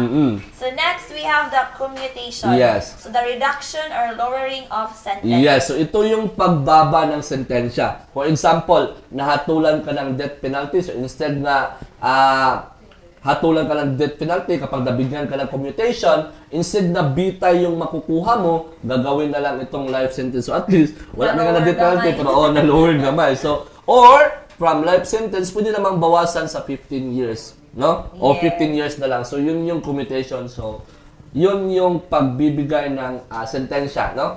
Na pagbaba ng sentensya rather. Yes. So, and also, teacher, are there also limitations of pardoning power? We have may not be exercised for cases of impeachment. Yes, kaya lahat man pud sa impeachment na kaso katong mga naay mga grounds for impeachment like culpable violation of the Constitution, treason, bravery, so lahat pud siya. So dili pwede mo apply ang pardoning. Yes, may be exercised only after conviction by final judgment. So dili pwede nga katopang unconvicted pa or kanang kuan pa wala pa gyud nahatagan ang final judgment. May not be exercised over civil contempt. So take note that civil contempt, no? And in case of violation of election laws or rules and regulations, no pardon, parole, or suspension of sentence may be granted without the recommendation of the Commission on Elections. Yes. Okay, basahin niyo dahil palayaon na niya, no? So, with that, learners, stay tuned because we will be right back after a short break. This is Astral Academy Cyber School.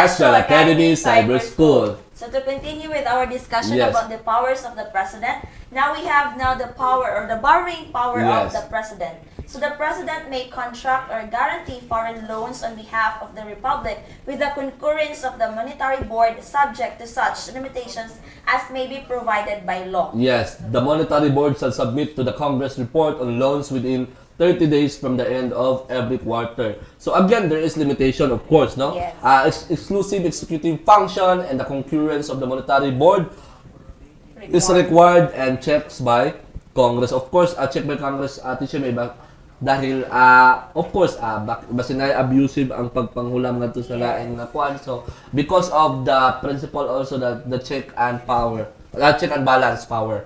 So, Yes. Now, next we have the diplomatic power. Mm. So, power of the president to enter into treaties, conventions, pacts, and protocols. yes, so the Senate must ratify the agreements for it to be binding. So, maaaring pumasok ang presidente sa mga treaties, convention, or pacts, protocols. However, hindi ito maging binding kung hindi papayag ang Senado. So, at least, makakuha ng 2/3 votes ng mga senador. So in short, there must be the concurrence of the Senate, no? So again, para sa karagdagang kaalaman, kasi in-exercise ito para ma-check yung kada branches of government. Ito yung power of check and balance, no? So ito yung pamamaraan na kung saan makikita ng each branches of the government kung nasasaayon ba talaga yung mga ginagawa ng departamento, no? Yes. So we have the power to make treaties, the power to appoint ambassadors, public ministers, and consuls, power to receive ambassadors and other public ministers, and deportation power. Yes. So next, we have now the budgetary power. So within 30 days from the opening of every regular session, President shall submit to Congress a budget or expenditures and sources of financing, including receipts from existing and proposed revenue measure.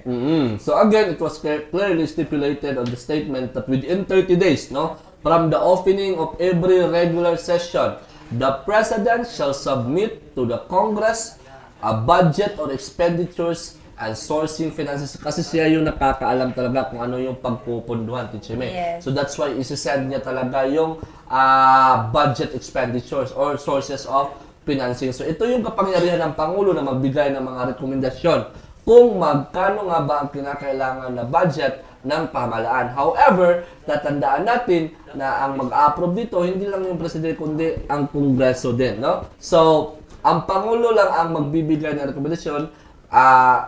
Ito yung katanungan, bakit kaya ang Pangulo nabibigyan ng rekomendasyon? So, sa kanila lang ang Pangulo ang nakapagpapagawa ng mga programa at proyekto na nagpapatupad ng mga batas. So, most likely, Teacher May, siya yung nakakaalam kung magkano ba talaga yung gasto o pera na gagastusin. Yes, so that's why mag-submit siya of budget. Yes, oo. Okay, next power is the informing power. So the President shall address Congress at the opening of its regular session. He may also appear before it at any other time. Yes, so the information must be needed for the basis of legislation or for the aid of the legislation. The President usually discharges the informing power through what is known as the State of the Nation Address. So, very familiar ito. Yes, SONA. So, it is yearly, no? So, again, for their activity, since I believe, no, they are done with this. But then again, as a part and parcel of our review, so our activity is multiple choice, no? So they are only again right answer the space provided, no? So nara dira sayon na kayo ang ilang pagabuhaton, no? Teacher May. So that's it with the second activity also is they will able to again read and understand the above reading text, and second one is to identify at least 5 things that have done by our president as rule and what power of president is being practiced or exercised. So we are done with our two discussions, two subjects, no? Yes, that we reviewed today. And now, learners, this is now the time for your first attendance marker for senior high school learners. And watch out also the grade 12 learners for the next set of attendance marker in this afternoon. Yes, of course. Since we are done, everything right now. So, again, ang among pagpasalamat sa atong executive producer, of course, the RBI master, Sir Glass Sepe, and of course to the production team, Sir Aldan Antonio, Sir Lea Inayo, Sir Chris Saavedra, Sir Norbel Julio, Sir Jed Mark Abapo, and Sir Wim Bagaboyboy, and of course, to our dear learners. Yes, thank you so much, learners, for tuning in today. Yes, this has been your Teacher R from Lorenzo International High School. And this is Teacher May from Malora Integrated School. This is Astral Academy Cyber School.